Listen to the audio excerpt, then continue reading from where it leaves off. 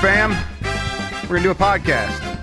I'm Jeff Grubb. That's Mike Minotti. And that's Christian of Argentina. Oh, wow. You don't know my last name. Rodriguez? Yes, you got it. Listen, it was in my head, but I'm like, that's all their last names. I don't want to just assume that's what it is. Come on, that is like Jones, right? It's a pretty common last name, I imagine. Yep. It is very. Yep, I know it is. I went to the doctor earlier today, and the two persons in front of me were also related. Yeah. It's like It's like Smith here. yeah. Also Gomez and Gonzalez Sure. over here. YouTube Studio. Well, you know what? That I'm is on what the it new is. computer, everybody. So yeah, everything should be looking a little better. New computer.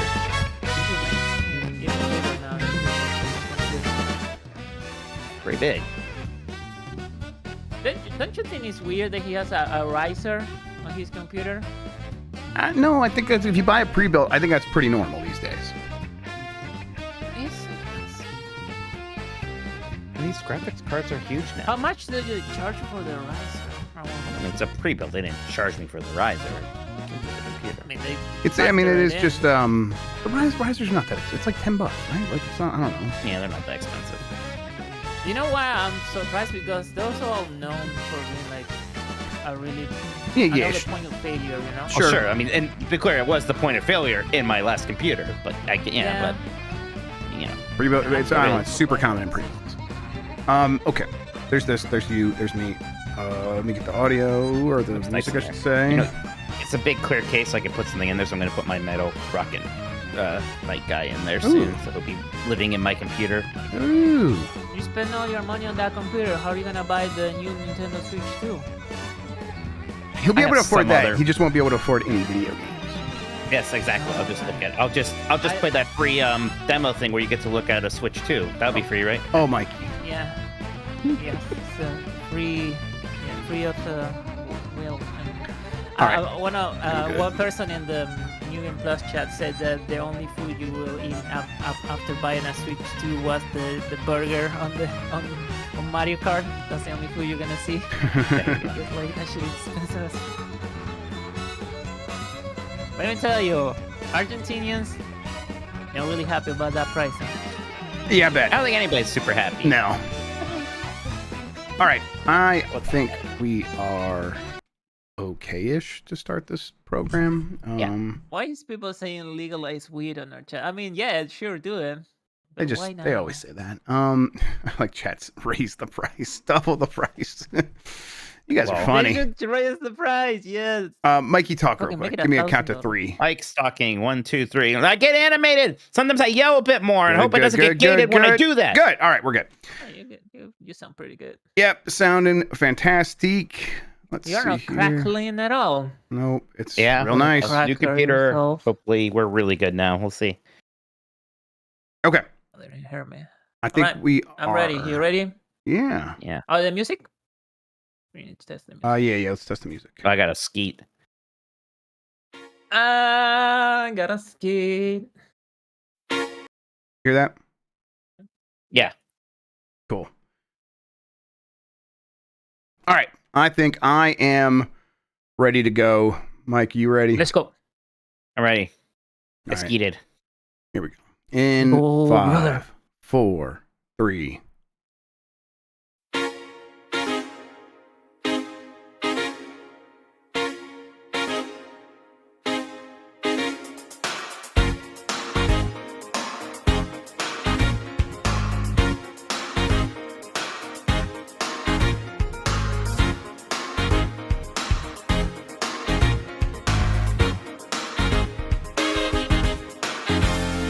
It's the internet. You're busy. Let's do this. Welcome to the Game Mess Decides podcast. This is the podcast where we decide everything about the world of games so you never have to think for yourself. I'm your host, Jeff Grubb, and with me is Mike Minotti. In today's episode, can we sell you on a reverse mortgage to help fund your Nintendo Switch 2?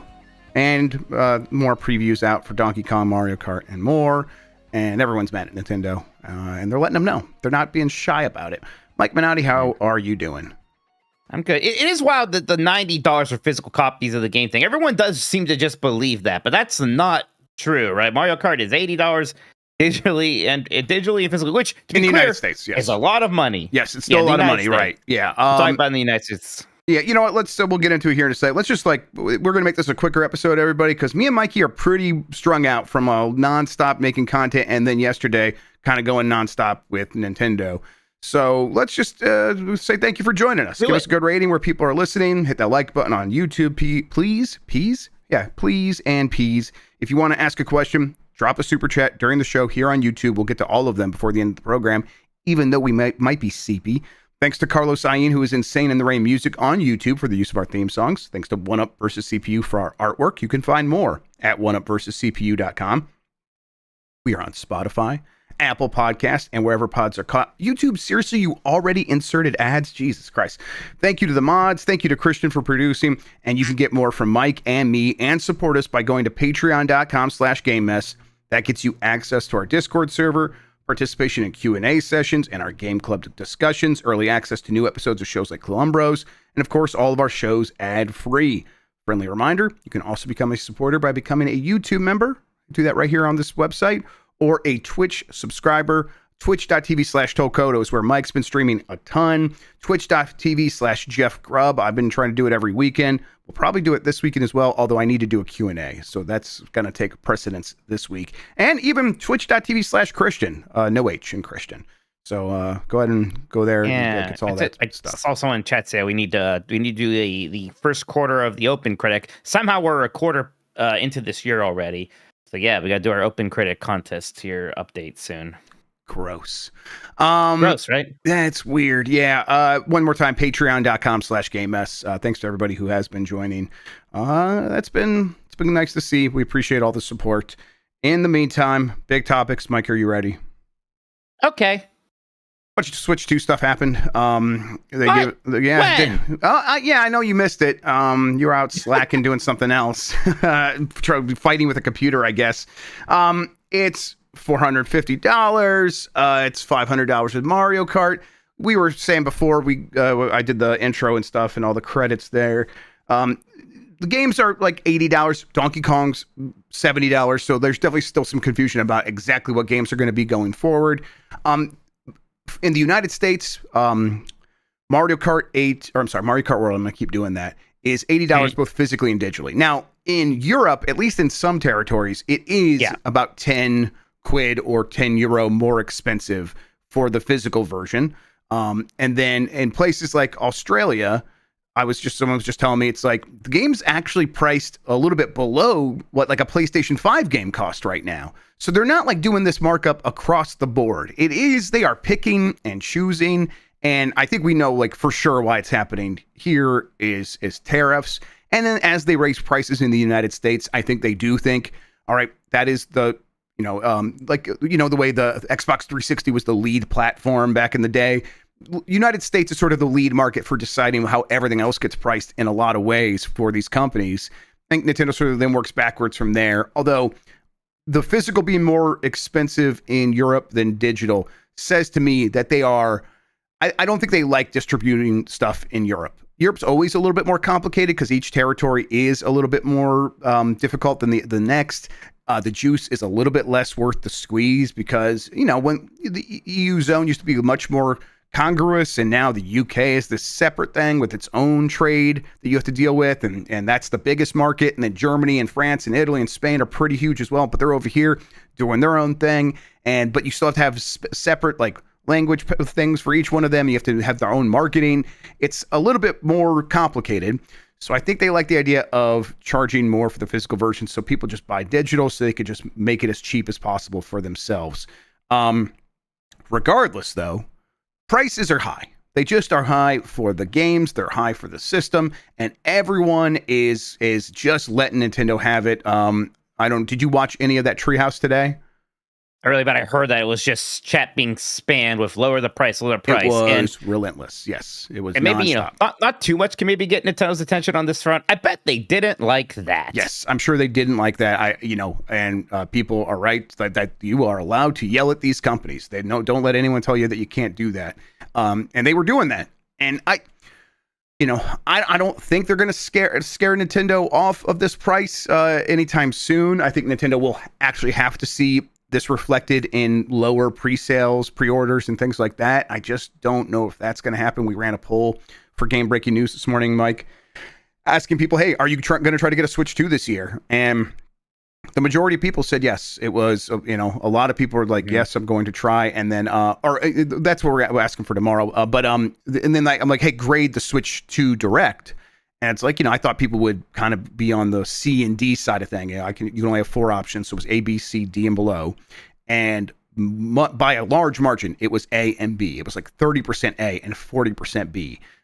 So people are happy with what they saw. And then I thought the price would be reflected in those grades, but it doesn't seem to be. So I think there are people who are like, whatever, I have been wanting this thing for so long. They know I'll pay more, and they're right, and I'm ready to. And then there's people who are just like, that sticker price is really shocking, and I'm pissed off about it because I know what this means for the market. All of these games are going to be this price going forward, and they're right. This is something that I've been asking around and was kind of poking some publishers and saying, hey, how do you feel about this price? And a lot of them are like, we haven't had time to like digest it yet, but there definitely are a handful of people working at these companies saying we are ecstatic that Nintendo's doing this because we cannot wait to do it ourselves. So yeah, what's your read on all this? How are you feeling about it like a day later? Yeah, I mean, it's interesting because you do wonder how much of a thing it's going to be. That price is always going to be a talking point. I wondered how much momentum some of that anger would have, and it seems like today still pretty strong, like enough so that it could be a thing. Now, will it really be turned into a meme? Thing? Definitely, yes. It's turned into a meme. It's become a thing.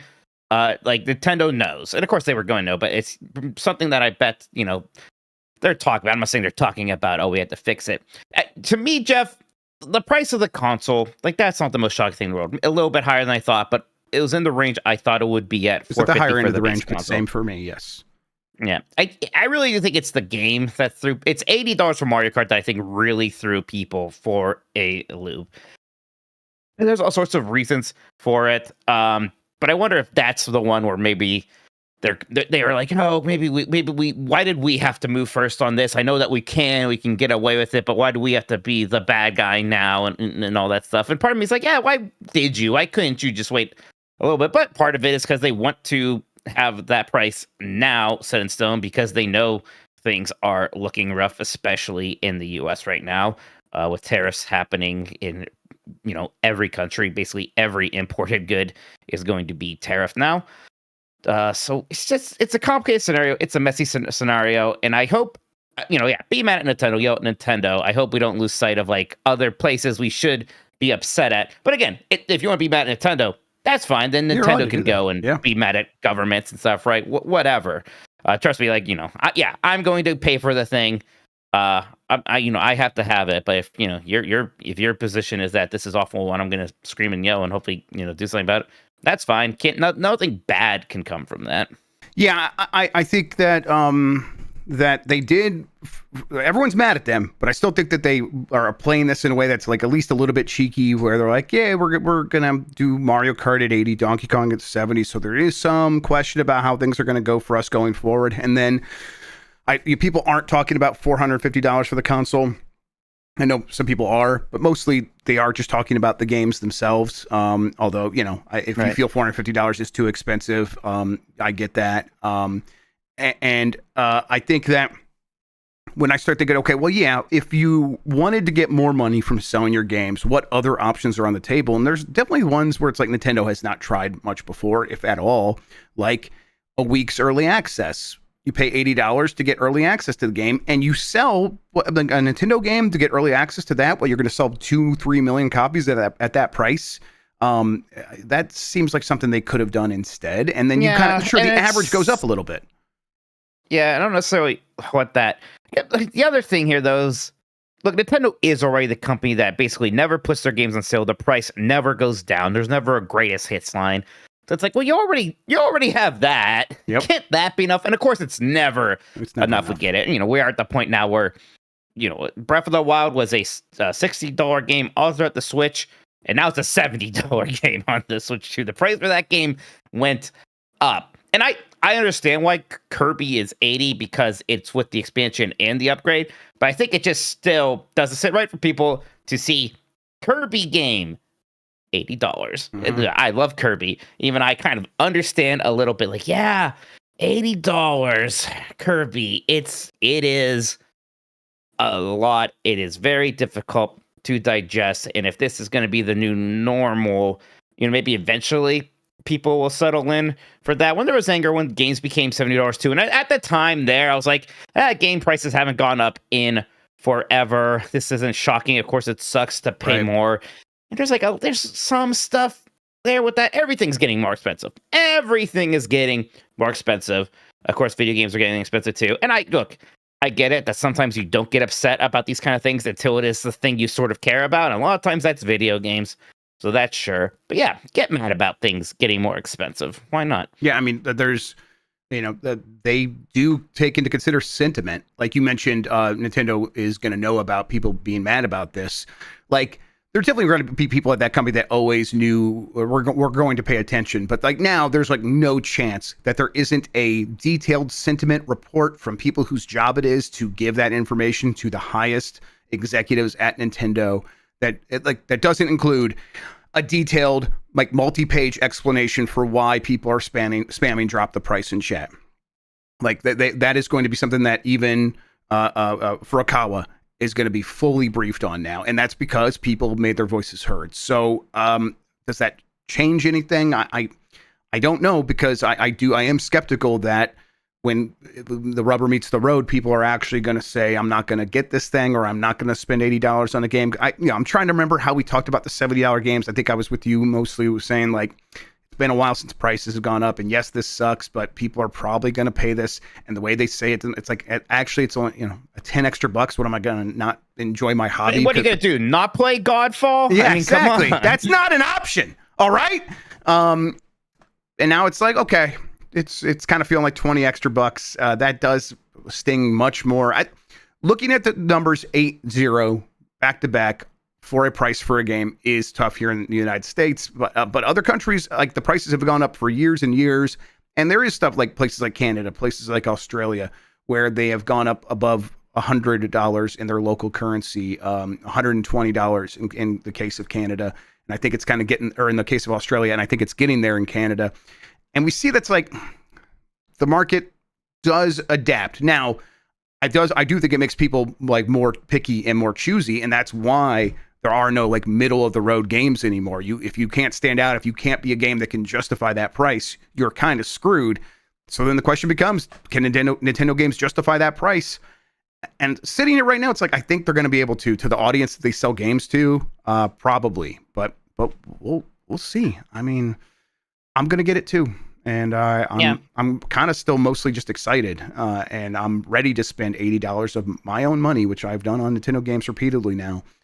Bought Nintendo games, not $80, but I'm ready to do it for a lot of these games because I just look at them and they look so fun to me. But this is my primary hobby, and I've made it. I've tried to make it in such a way that it's like I can justify that cost. Not everyone has. A lot of people are like, I always wait for a sale, and that has started to mean I can't get Nintendo games because they don't go on sale. Or if they do, it's years later for a weekend, and it's $45 instead of $60. And that's like the opposite of just about every other publisher, where it's like, hey, 2 months later, it's $40.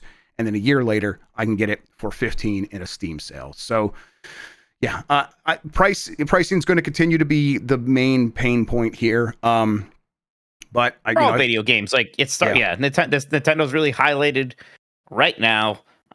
We'll see how much longer it is before we see other $80 video games, and when there's another round of consoles, we'll see how much those cost as well. Yep, those tariffs though getting announced the same day, it kind of like, it just really is like, man, that is exactly what they tried to price against, is those kinds of tariffs. And honestly, it's like, it's probably not enough, the pricing that they built in, but that $450, $500 with Mario Kart bundle, which, I don't like.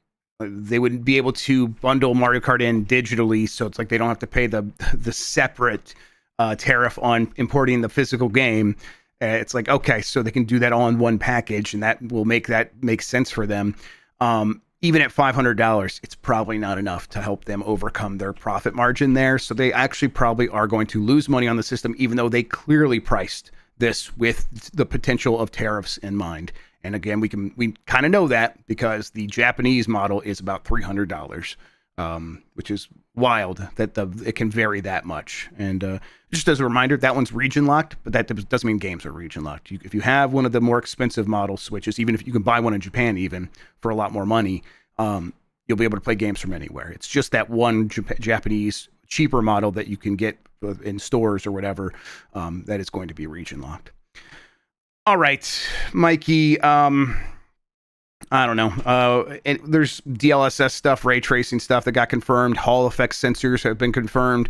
Getting a lot more details today as there were hands-on preview. In fact, now we can confirm Dan Reichert and Jana Choa were there. Dan Reichert got to play a bunch of stuff. He's got a handful of videos talking about it on GameSpot. We're going to have him on BCR tomorrow to talk about it. They can talk about their trip and stuff like that.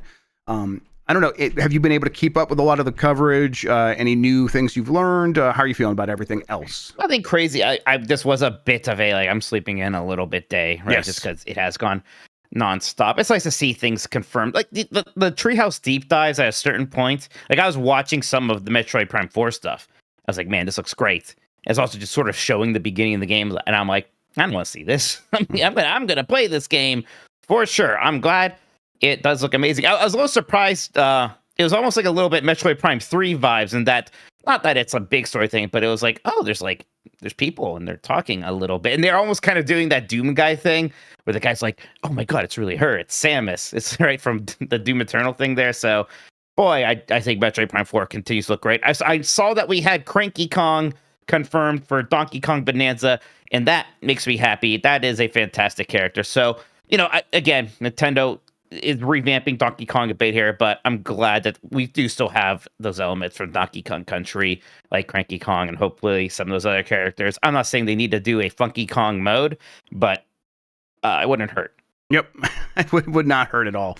I've been enjoying kind of like dipping into coverage here or there, and I was watching some of it on the big TV in 4K 60 frames per second, and everything looks so good. It just looks so good. And I mean, I don't really need 4K a lot of times, but it's like, whoa, this is actually taking advantage of it. It looks so sharp, and I guess a big part of that is most of the time I'm playing Switch 1 games, and a lot of them just render at 720p on a TV, maybe 1080p, maybe 900p in that range. And it is a big jump, especially if you're sitting up close on that TV. And then every game kind of being 60 frames per second for the most part has also been fun to see. So yeah. I was looking at just more like, here's people playing Tears of the Kingdom at 60 frames per second and better resolution. I'm like, man, oh, that looks so nice. Yep. That looks it's so good. Just, those games are fantastic, but I am like, these the best games ever are a little bit better now. Actually, I am so excited for that. And in HDR as well. That's really nice. Actually, I've seen a lot of HDR footage recorded with HDR cameras pointed at the screen, kind of so capturing it a little bit. It just looks so nice, so crisp. I'm pretty excited, and that LCD screen looks pretty solid. So I'm feeling good about that. I'm like, obviously I prefer OLED, but I'm okay with the LCD based on what we've seen so far. I know they're playing some of the NSO GameCube games and whatnot. I just looked a little bit, but Wind Waker was looking pretty sharp on there. Like, whatever up-resing is happening. I mean, Wind Waker has such a good art style that you up-res that a bit, and it just basically looks as good as any video game today still. So, yes. Yeah, again, the price conversation is dominating right now, and that's fine. But boy, I am very excited for the Switch 2. So many cool-looking games there. Yeah, people are saying that maybe they retracted the Hall effect thing on Wirecutter. Let me see here. Oh, really? I mean, I'm looking at NewYorkTimes.com/wirecutter/reviews/Nintendo Switch 2 preview with dashes between each. And it says right here, Switch 2 has traded the original Joy-Con analog sticks potentiometers for Hall effect sensors, which should withstand. I mean, it's still here in the article. So, I mean, if that's not right, I guess we'll probably find out soon enough. Maybe they will retract it, but they have not yet. And, you know, the rumor was they were going to use Hall effect sensors, and they have promised that they've rebuilt these things to withstand this. So we'll find out, whatever. But right now, this is on New York Times' website. Maybe we can get direct confirmation from Nintendo at some point. Also saw people keep getting annoyed at us mentioning tariffs because it's like the price has gone up globally. But, you know, you got to keep in mind like how these companies view the United States consumer. Like, we're the whiniest and the most sensitive and the loudest. And so when our prices go up, everyone has to hear about it. And we like, it's like, and everyone else says our prices have gone up for years. Why are you like now complaining? And so they're very like careful, and they treat us with kid gloves. And because we're babies about it. Like, let's be real, that's what it's about. We're babies, and when American consumers get loud, companies actually listen because that is their biggest market. And then, so they kind of price everything else based on the United States price. That's one thing. Also, the cost of living crisis has clearly caused everything to go up. We mentioned that. Like, they're pricing these things with in mind that inflation has been bad. Sure, it's starting to get under control a little bit, but there's no guarantee it won't go back up. So they are pricing it with that in mind. And then also they do have to keep arbitrage selling in mind. Like they don't want to sell systems to Canada and the UK and Australia and everywhere else that people buy in globs and ship off to the United States because they could make a profit by selling it for more money in the United States. So it's like that. They're just not going to do that. They're going to price everything based on the United States. And I'm sorry, that's the way it is. Like, it is. I don't think that should be too surprising because, again, we're the whiniest and happen to be the biggest market. So, sorry. Oh, God. It's another European outlet going to get mad at you. I hope so. Couple things. Chris Pratt, you just made Chris Pratt spam a lot of American flag emoji, so that's great. People are saying, so like, I think, I don't know if you have clicks. Apparently, the article is updated from New York Times with the Hall effects to say some video game centric outlets have speculated the Switch 2 has traded the original blah blah blahs for Hall effects. So let's just go ahead and call that one unconfirmed now. Okay, unconfirmed then about the Hall effects. So okay, well, we'll see. I bet it does have Hall effect sensors, but if it doesn't, that's super annoying. But I guess I say that, and then I will just get a third party Joy-Con that does. I bought a lot of third party Joy-Cons in my time. Many of them at this point have had Hall effects, so I'll be fine one way or the other. I hope Nintendo goes that route, though, especially for the Pro controller. That would be nice. All right. Would the magnets be a problem with Hall effect Joy-Cons? I don't think so. I don't know for sure, but I don't think so. They should be able to make those work. Okay. Let's see. Anything else from the Switch 2? I mean, people are going to have comments in the super chat, so if anyone wants to talk about anything specific, they can do it there. Yeah. But is there anything else you want to mention? What's the Treehouse stuff tomorrow? Because like they looked like they did all the big stuff today. They did. Maybe they do Mario Kart? They definitely did Metroid. They did Mario Kart like twice. They did Donkey Kong. Okay, twice, yeah. So then Metroid did NSO. They did Donkey Kong. They did the wheelchair game. So they'll do more of that. They're talking about tomorrow. They'll do more of all those games. I think that's kind of how Treehouse has gone in the past, where it's like they show Daemon different X Machina yeah, too. and then there'll be stuff like that, Daemon X Machina too, and tomorrow could be third party stuff. That makes there will sense. be more third party stuff for sure. Yeah, but they'll show off those games again. I think because they have no problem. They're like, people are going to tune in at different times. They'll show off a lot of those games again.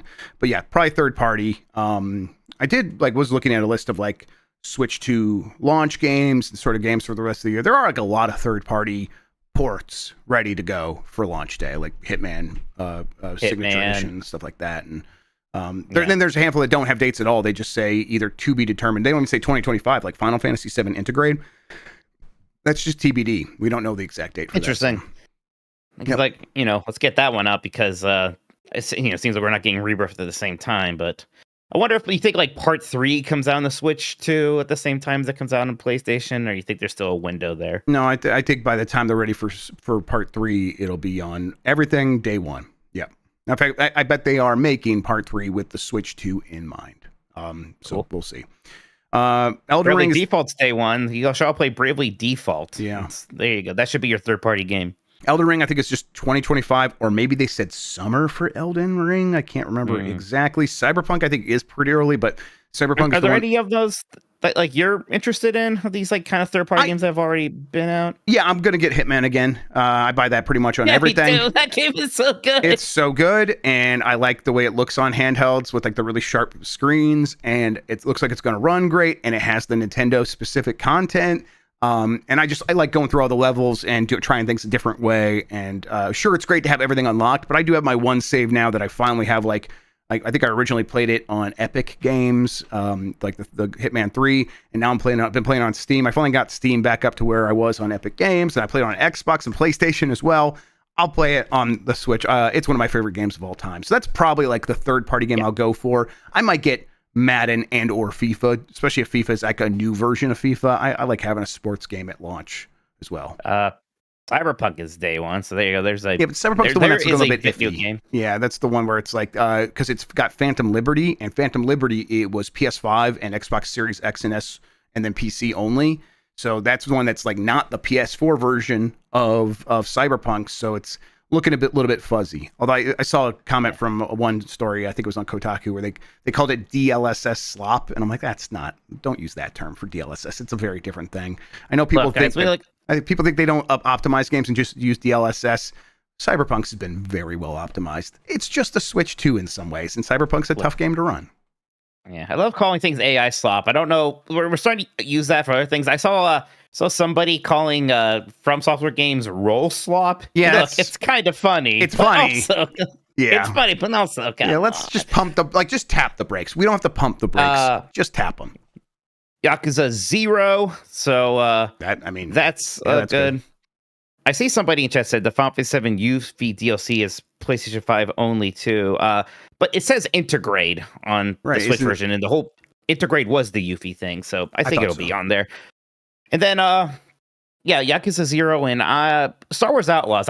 That's one that I forget had a date or not, but I could play that on my Switch. I think that might be launch. I think that might actually be launch. I think so. I'm trying to remember that list. Split Fiction. Yeah, Split Fiction. Yes. So I was listening to Andy from VGC, and he kept calling it Split Second. I'm like, what the fuck is this guy talking about? Oh, God, I wish Split Second was on there. Holy crap, Split Second is a good racing game. Really good.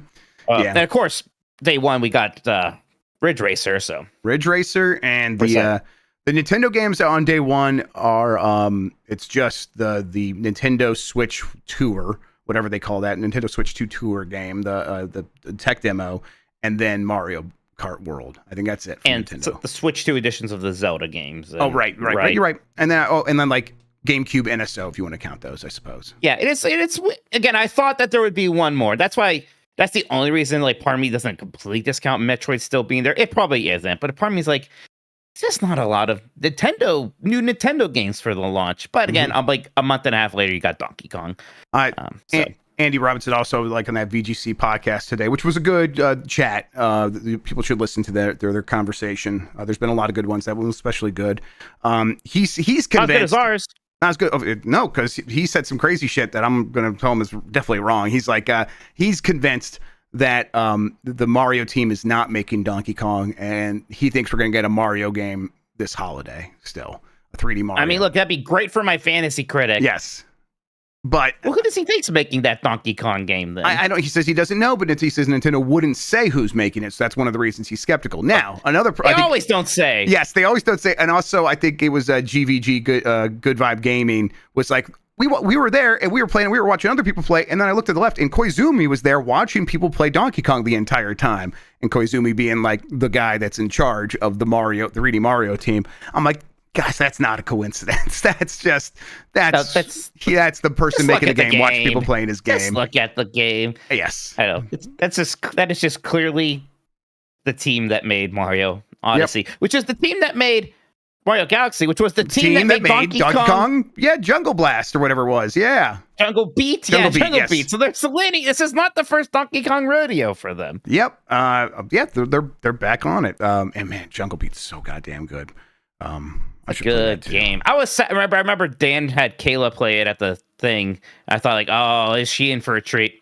She did not care for it. Yeah, I just think she's like, this is too weird. I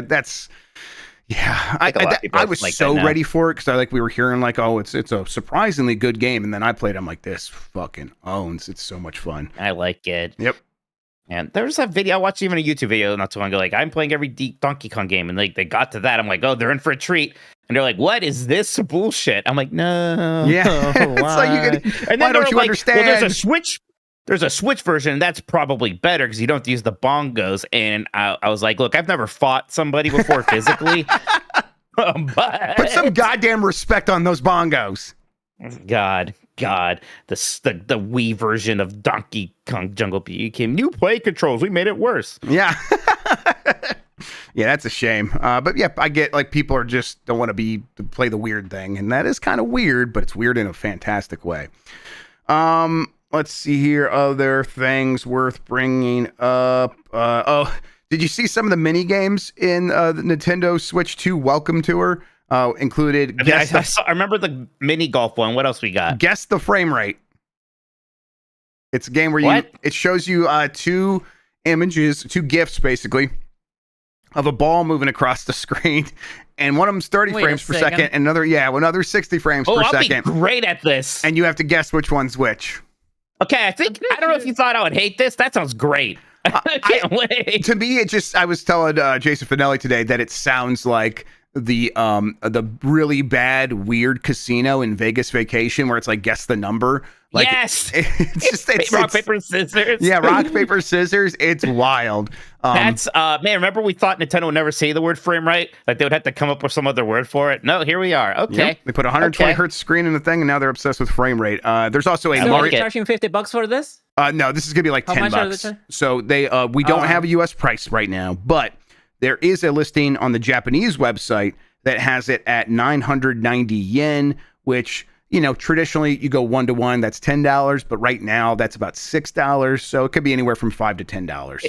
I still can't believe that's not free. It's priced it's priced in a way where it's like, why is it not included? It's continues. Why is to that be not wild. just like you should open up the Switch and that should just be on your home screen? It should just be installed already. It's called Welcome Tour. I mean, I think it's digital only, so it's like they're not going to have to pay tariffs on that. But yes, it's digital only, but still, just include it on the stupid thing. Why are you so weird? Now, it had to be designed with that in mind, and someone's like, "Well, we could charge for it." That one is wild. It's just so many little things, and that's why I think finally, when we saw Donkey Kong at $8, everybody just finally lost it. Oh, for sure. Like this is one where like people in chat were like, why are you charging $80 for this? Everyone's convinced it's $80 in chat. But a lot of people were just like, why is this not free? Like, so it was like, drop the price. And then they got to this one, like, why is this not free? And make it free. So yeah, people are mad about all these decisions. This one's kind of neat. Mario Brothers 4K, where it takes Mario Brothers 1-1 and you play the level. And as you're playing, it's like a really tiny Mario on a strip because it's actually like mapping the pixels 1-to-1. The level just continues to like unfurl and like clears up the fog of war. So it's like a whole strip of 1-1 across the screen. So you could see how it represents the entire level on one screen because now they have 4K pixels to play with. It's neat. That's kind of neat. Yeah, it's a demo. I think they used that thing on like in a Mario speed run back in the day where like they were playing the big screen and they will just unveil the level as it was going. Yeah, that sounds familiar. Yeah, I think they got a Nintendo World Championship thing or something like that. Yeah, something along those lines. And then the Hori is making a Piranha Plant version of the Switch 2 camera for this one's $40. It looks really good, Mike. Because I will say that Nintendo one is like, well, that is the most normal looking like computer camera thing I could possibly imagine. So yeah, let's get a little. It's really cute, there, sure. And it's 20. Like at least in Europe, it's €20 cheaper than the Switch 2 camera, and it's Hori. So everyone like reminded me, it's like Hori makes good stuff. It's probably going to be a pretty decent camera. Yeah, probably as good as the Switch one's going to be. Probably going to be better. It's actually the reality. So we'll see. And it does look super cute. So we'll. Did you see Daisy in her bathing suit? Speaking of something very cute, I didn't. Where do I Google? Oh, just all sorts of screenshots of her in her bathing suit in Mario Kart. Okay, yeah. Is she the only one in a bathing suit, or is that the only one? Maybe, I don't know. All right, I've written down here the worst thing that Saudis have done since 9/11. They have ruined a fighting game. Oh my god. So Fatal Fury, City of the Wolves, is gonna have a DJ in it. Is that the? Yeah. What's his name? I never saw. I knew his name and I forgot his name. It's a Hey, Grubb. Hey, Grubb. Hey, Grubb. That was so fucking funny. That was so fucking funny. That was so funny, dude. Thank you, Nikki. Brother. Yeah, I appreciate that. Good looking out. Your hair Don't looked really nice encourage him. today. I should have said something. Oh boy. Oh, look at he's gonna It's get just some canceled. DJ who's like friends with the crown prince, right? I think so. It yeah. is The literally. actual hell is If this? if the inclusion of Cristiano Ronaldo in the game was like this sign of the Saudi Arabia's influence on SNK, this shit is like them saying that they have them by the balls, like they can't do shit now. Like, I think they hate this, like the people making the game, because those characters compared to the actual characters in like the SNK like universe, they look like shit. This guy looks like somebody mod him into the game and replaced like some other character with his model on. Is he? So, Is I it, don't know are these what they're characters? doing. Is Ronaldo and this guy like part of the roster main members. roster? Yeah, Yes, I they're think so. full characters. Like they're straight up characters on this universe. They're like, and technically, also because now everything is in the same universe. They're in the Street Fighter universe too. Like, if you think about it. So like, yeah, I don't know. It's messed up. It looks like shit. The Cristiano Ronaldo thing, I understand it because Cristiano Ronaldo is a huge guy everywhere in the world. Like, he's a Sure, famous guy. right. Yeah, This that one guy, sucks still, but it makes is- sense. Yeah. Look, who Ronaldo is this sucks. guy? I know who Ronaldo is. My kid Yeah, comes home from right? school saying that's her favorite soccer player. She's never watched a second of soccer. So Like, yes. what is this? Yeah, this is gross. It's stupid. If we want to put real people in fighting games, there should at least be like John Cena or something fun, or Reggie in Smash Brothers back in the day when we wanted that. Mhm. This is awful. And like, we're getting important Fatal Fury characters like Andy in like season 1 DLC we have to pay for, whereas this goober is in the freaking base game. Yeah. It's weird and it's gross and it's off-putting, and it has tempered my excitement a bit for City of the Wolves.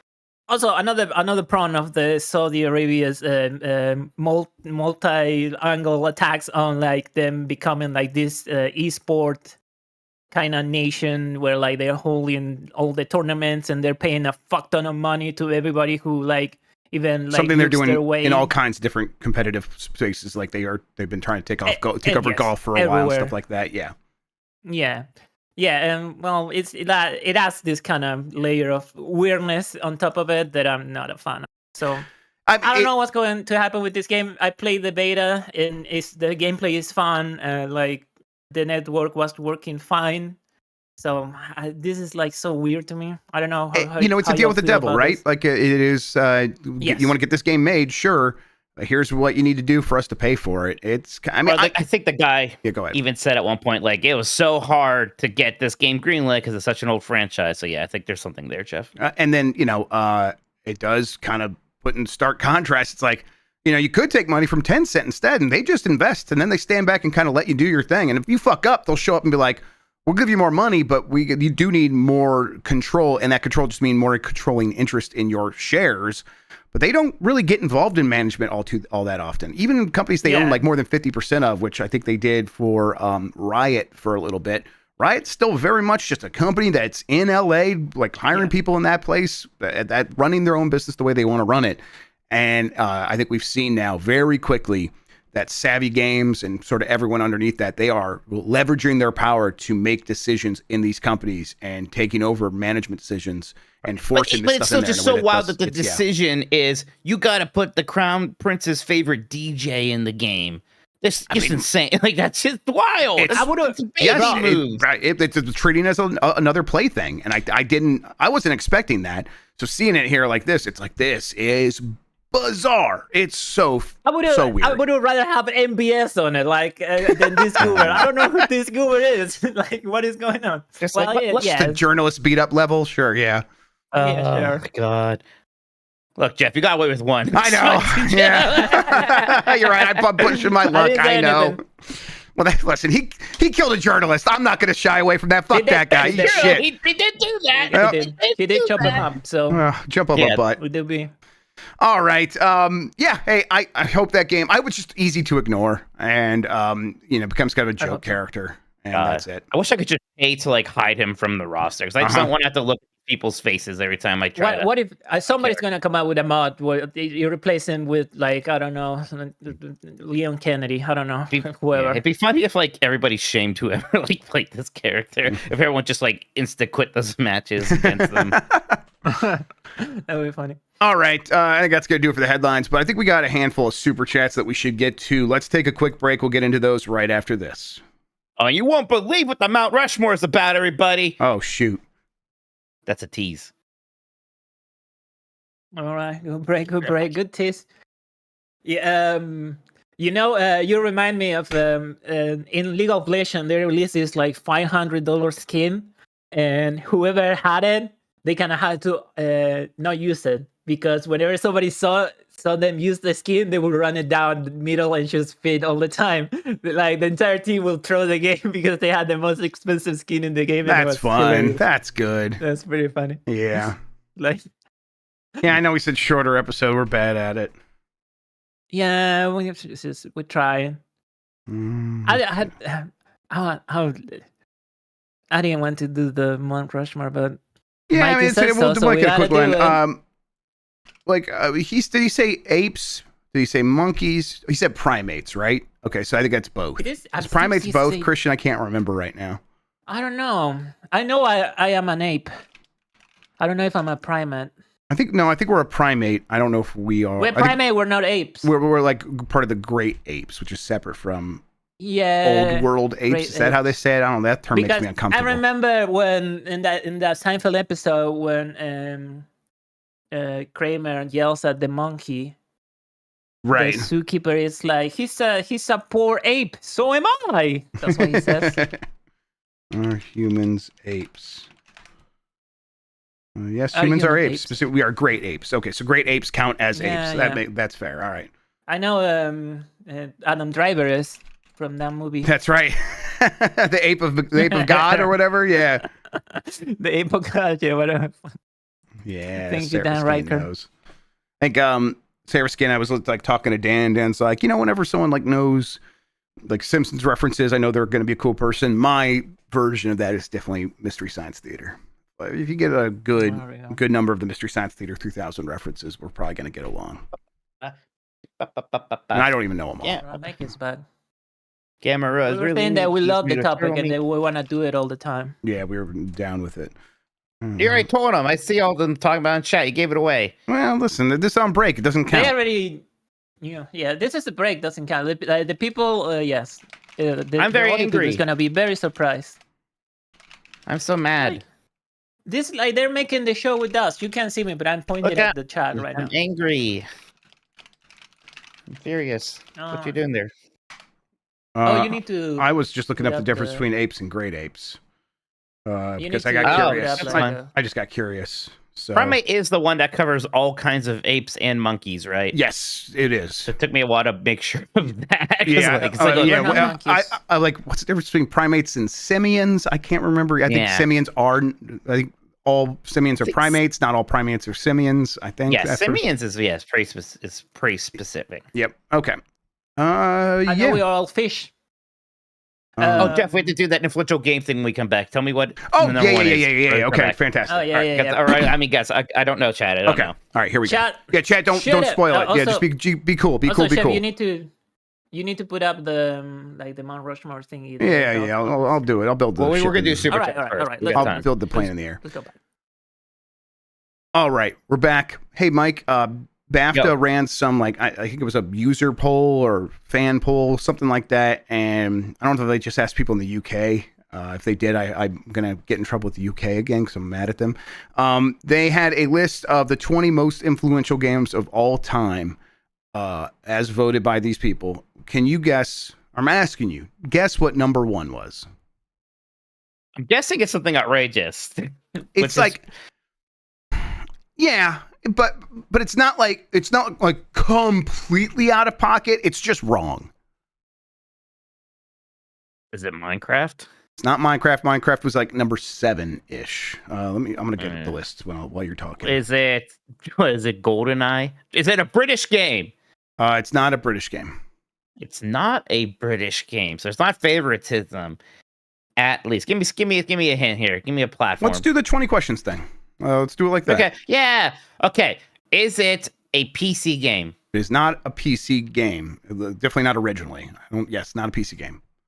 Is it before the year 2000? It's like right around there. It might be exactly the year 2000. It's just right in that zone. Hang on, I'll look it up. Okay. Yeah. You got to wiki that stuff. It's 1 year before the year 2000. It's like 2 days before the year 2000. Okay. Is it a PlayStation 1 game? It is not a PlayStation 1 game. Is it a Nintendo 64 game? It is not a Nintendo 64 game. Wait, it wasn't a PC game either? It's not a PC game. There's another system. Wait. Is it a Game Boy Color game? Nope. Is it a Dreamcast game? Yes. Oh boy, I love the Dreamcast a lot, Jeff. Yeah.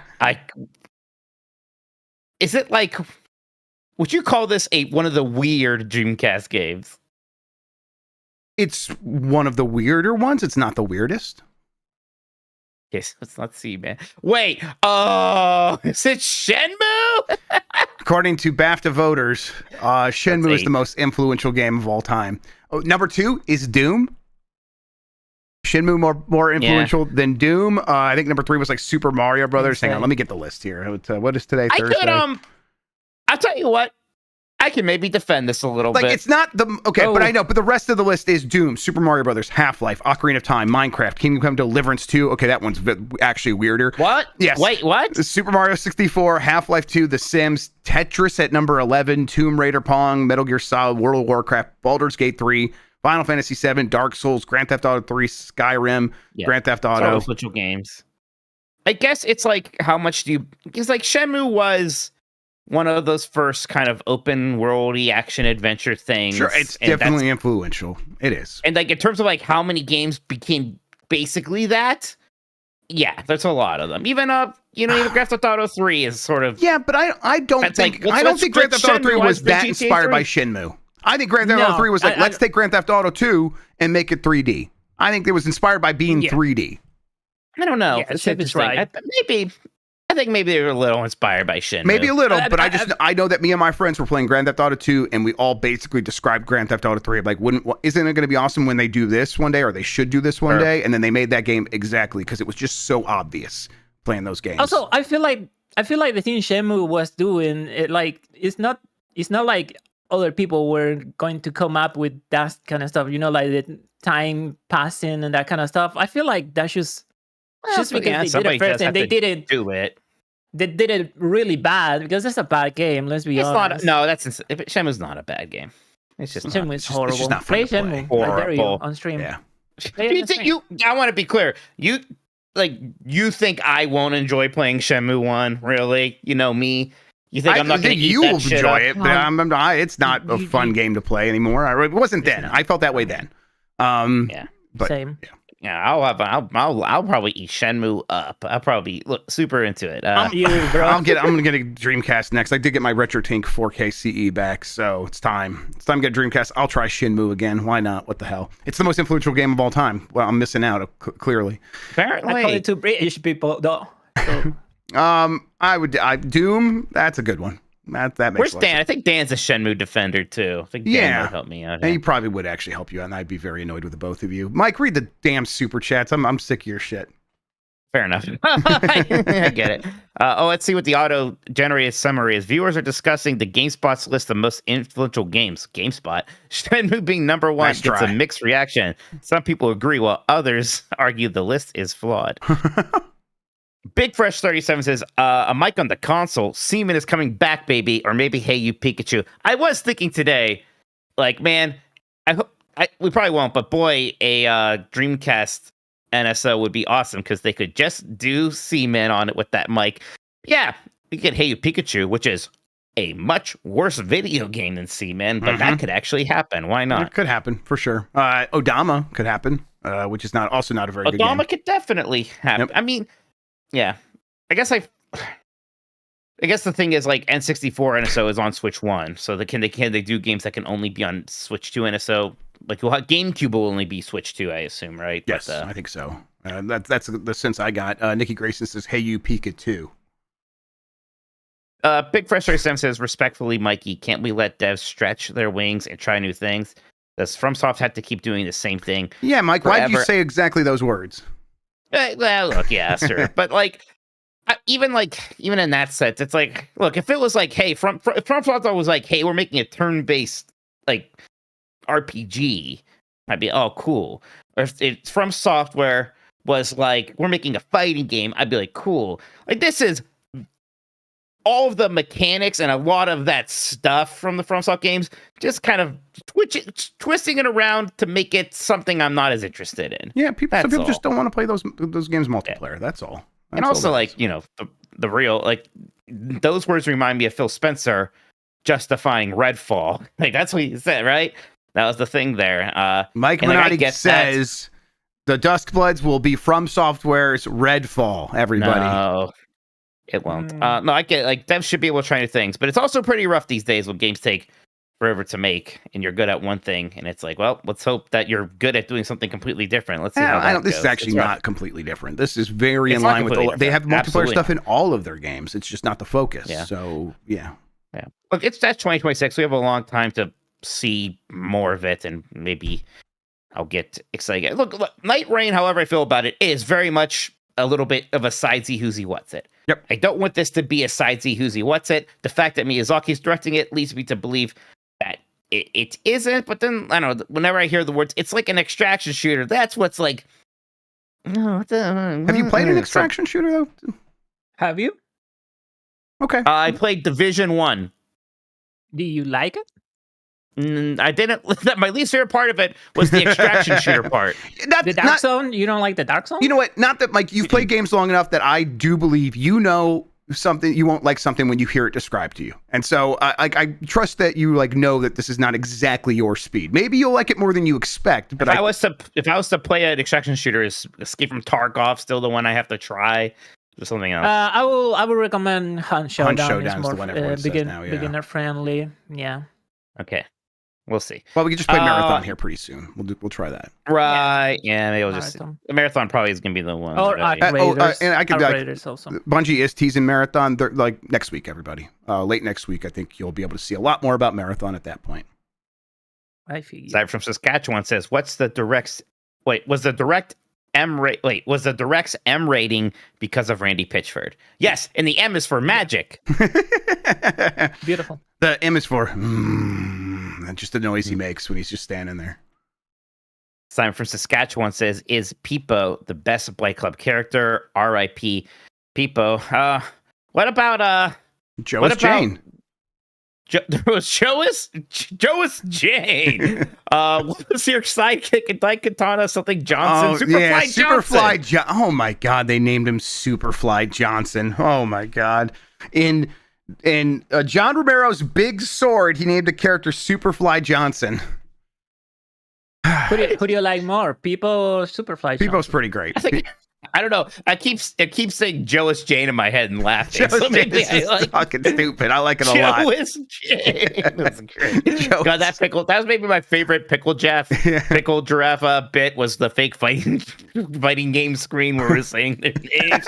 Joas Jane. Joas Jane. Something about hearing Jonas Jane said in the voice of like a fighting game announcer still sends me. Simon says, "Do you think Mario Paint 2 is possible or a pipe dream? As a kid, I had 30-minute time limits per day on video games, except Mario Paint. Good times." I think offline, Jeff, we were talking at one point. I was like, surprised I didn't see it at the thing, but maybe there's a chance that Nintendo just never even remembered or thought about Mario Paint, and it wasn't until we found out about the mouse. Everyone online's like, "Wow, they're probably gonna do Mario Paint," and then they were like, "Wow, that's a great idea." So maybe they started making Mario Paint like 2 months ago, and we'll see it in a couple years. I don't know. It'll be Mario Paint will probably be on Super Nintendo Classic like pretty soon. So we'll see. I hope so. Next one is from Mike Kaminsky. Did either of you receive a confirmation email from Nintendo? I put in my order pretty early. I still haven't received one, but that wasn't an order that we did on that website. Right. It was just It was like an expressing interest thing. Yeah, let me type in Nintendo into this email. I don't think I got one back from them. Yeah, I did not. I have not received anything from. Well, yeah, no, I just got it with The thanks corporate saying they did a ritual of direct. the Nintendo Switch 2 buyers. What do they need? Like, They are So- doing it email. by like the thing that like PlayStation did, where it's like we're tracking how much you played, and if you played enough, then we'll let you in. And I'm like, I played so much Switch, I better get. I've into played this. a lot of Switch, Yeah. so if it's on that, I feel pretty good. But yeah, we'll see how that works exactly. It won't get notified until May 8th. People are saying so. Yeah. We'll see. I mean, look, I'm going to try to pre-order one on the pre-order day elsewhere too, just to be safe. Right. I'm gonna try We'll to see. pre-order one at a Best Buy in Los Angeles, apparently. So we'll see. Simon is back saying, "Ever heard of Wizards of War? Addictive game of my childhood. My dad got C64 for free in 1990s. Oh, Commodore 64. I play many Commodore 64 games. Had limited games, but still fun. No, I missed out on that like early computer gaming era. I think they sent me a Commodore 64 Mini when that was a thing, and I messed around with it a bit, but it's it really wasn't on my time. It was intellectually interesting, but I wasn't super into any games. I do want to play more old PC games. I think I saw that Akalabeth, where that's called, the game that Lord British made before Ultima, is like free on GOG, so I should just That's fine. redeem that and play that. So yeah, everyone get Akalabeth on GOG so we can all play like the first RPG together. It'll be great. Yeah, I think like a bit after the NES came out, and we had that for a while. My parents were like finally getting like the Apple IIe. We had that, and then I think we had a Commodore 64 for a little bit, but at that point it was already very old, so I didn't spend a ton of time with it, but was aware of it and thought it was interesting. I definitely played a handful of games, and I recognize the words Wizards of War, but I never played it. Next up is Carlos Lopez.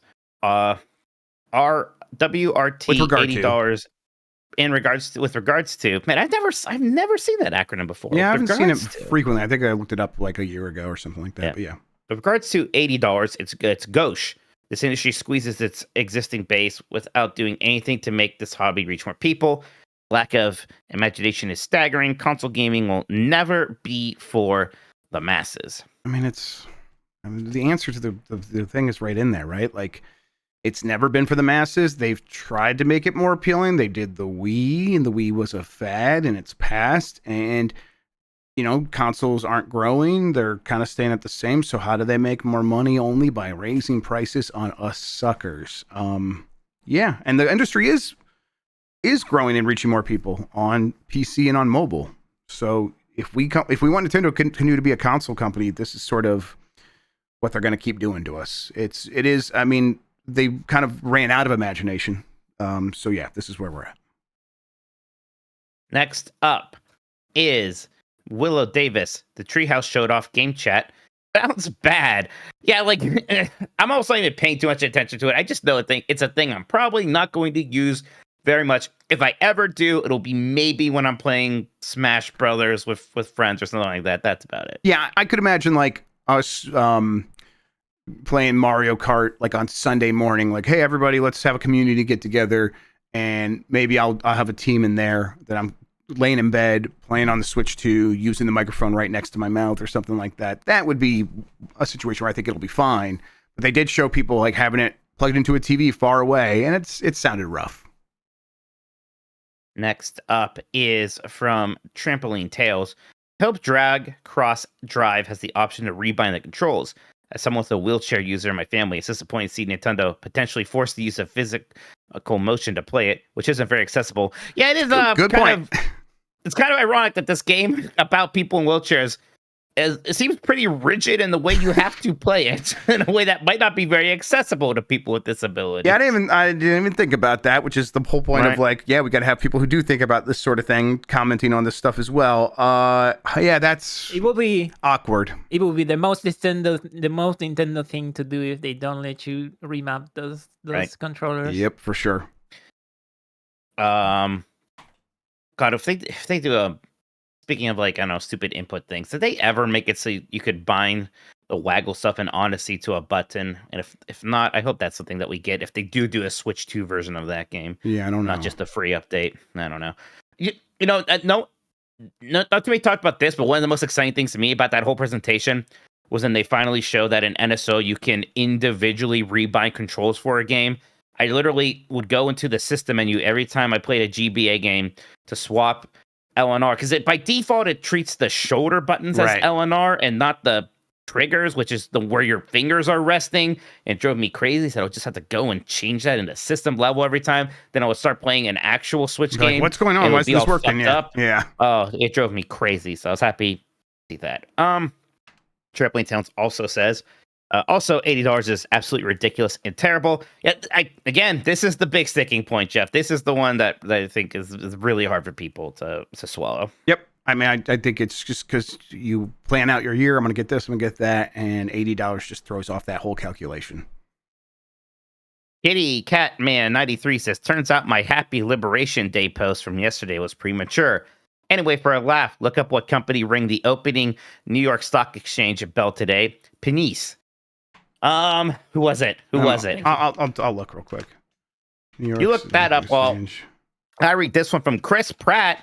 Miyamoto-san, excuse me, tried out Game Chad last night. Oh, yeah? Miyamoto-san tried out Game Chat last night, and he showed me his Tupa. Are they allowed to do that? I don't know. Can you show Tupa on Game Chat?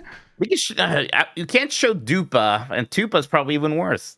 Newsmax. Still called Newsmax rang the New York Stock Exchange opening bell, which is like the Fox News that was in DMC Devil May Cry, like the version of that, but that in the real world. Like it's that version of it. Yeah, Newsmax is crazy.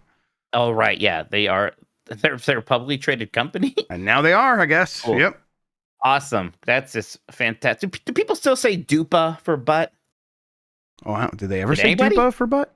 Oh, is that just never in my life heard that shit. Was that just an Italian growing up thing? Hey, show me a spicy dupa. Yeah, it's an Italian thing. That's not Italian. Yeah, it's a good word for butt. It was cute. I like it. Dupa. I'll go ask. That sounds like something Addie would want to say. I'll go ask her. I still say dupa. Huh. Okay. No one's here to stop you from saying dupa.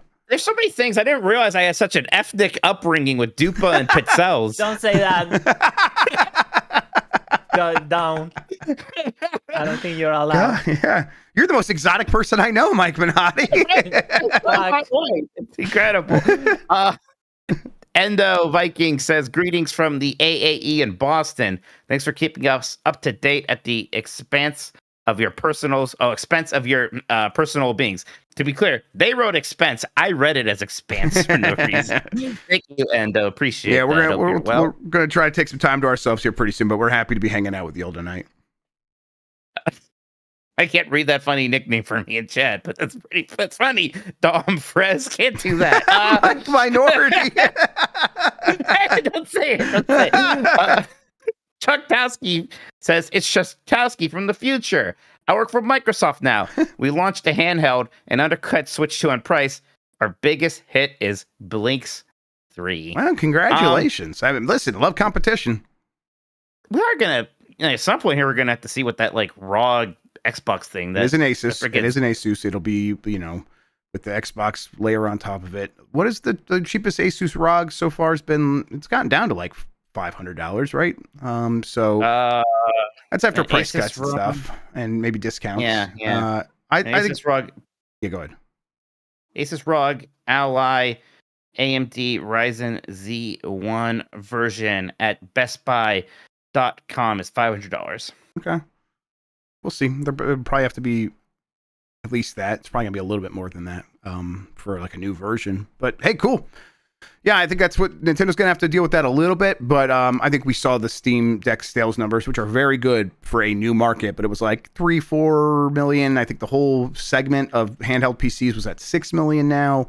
So, yeah, not real competition for Switch quite yet. Sewer Link says, Grubb, loved your gamified wealth disparity / economy explainer video. Keep up the good fight. Capitalism sucks. Yeah, thank you for watching. I appreciate that. Diogo RP says, hey, dogs, have you seen that on Mario Kart World? Waluigi just took Luigi's tires and crudely wrote wah on the beginning of the word. He's so cool. Is that true? Because that's incredible. I If didn't so. see that, but that's it seems like like that kind of stuff might be in the game. You see Mariachi Waluigi that Dan played as? You got to watch that GameSpot video. It's pretty I good. gotta watch that yet. That's great. Yeah. Did you see Daisy's in a bathing suit? Oh, and how do I? Okay, I'm gonna go look that up right now. Interesting. Interesting. Next up is from Gwen the Hunter. By the 9. Thoughts on our chances of getting an Oblivion remake this month? Perhaps soon. Plagueis the Third. Yeah, I kind of forgot. So much has been happening, Jeff. I kind of forgot about that Oblivion remake thing. Yeah, where's that show up? Where's that? Yeah, Where is that? I guess. I mean, it's April now. At any moment, we could start getting like Summer Game Fest equivalent things popping off from these companies. Yeah, I don't know. I would love that. I'm ready for Oblivion. I hope they just recapture that game just with Unreal Engine 5. I'm hopeful. Next up is Sick Jake. Oh, excuse me. It's actually from Philip Fortuna first. Nintendo willing to put Mario Kart World bundled for a lower price tells me that the Mario Kart 8 DLC did really well, and they will do it again. Penis. Yeah, I think that's part of it. I also just think it's they're looking at selling this thing over the course of many years, and if the average price is somewhere between the $50 because it's bundled in and the $80 at retail, so it ends up around 60 or whatever, 65. I think they're going to be very happy when that thing reaches 50 million copies again. Sick Jake says, can Nintendo please just stick to ripping us off in accessories and leave game prices alone? Appreciate the extended Switch covers this week. Thanks, guys. Yeah, I wish. I'm still shocked that they're the ones breaking the seal. Yeah, time to bring back the Power Glove. Which did they make the Power Glove? It was Mattel. They didn't even do that. Mattel made the Power That Glove. was Mattel. Yep. Yeah.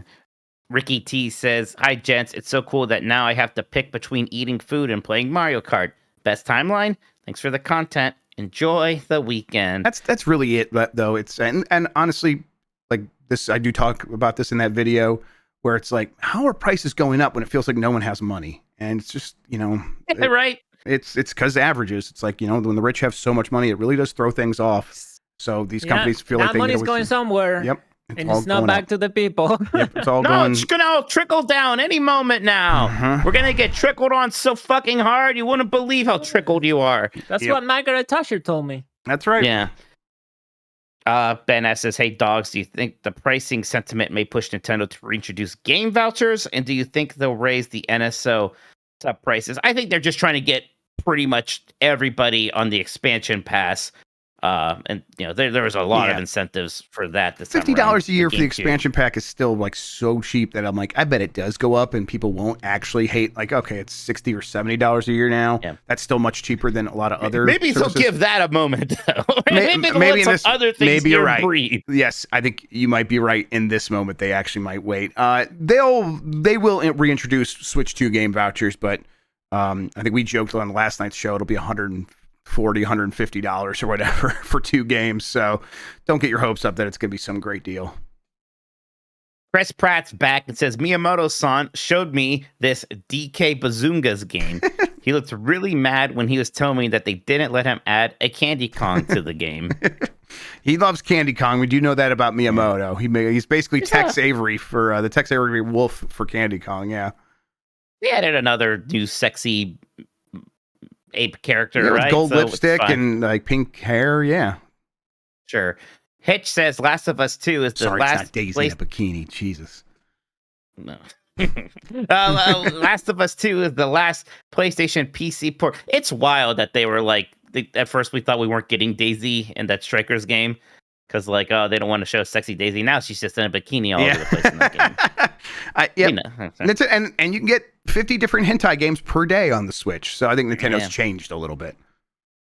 Hitch says, Last of Us 2 is the last PlayStation PC port to be announced and released.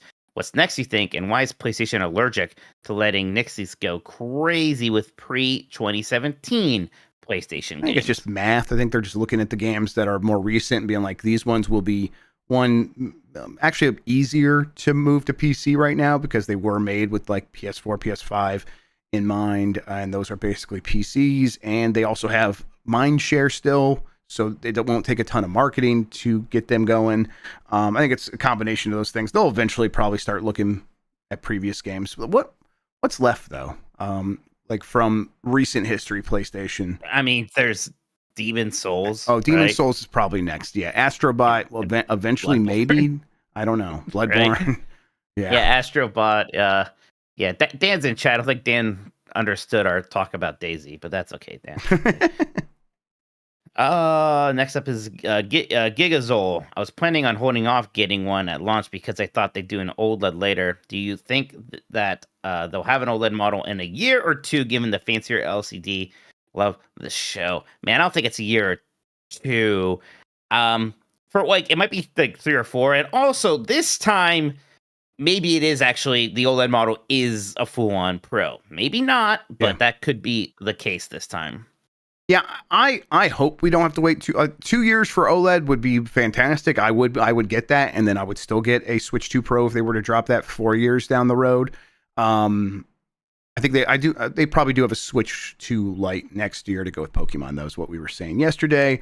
No guarantee on an OLED in 2 years though, so I don't know. This LCD is going to be good, especially with HDR. You're going to be fine with it, I think. Brittany Dude says people are really underestimating the general audience. There'll be more against these prices than the hardcore, and they are the majority here. We'll see. I mean, maybe it could be the other way, right? I think it could be the other way. Yeah, it could be the other way even, but yeah, that's definitely where it'll come down to.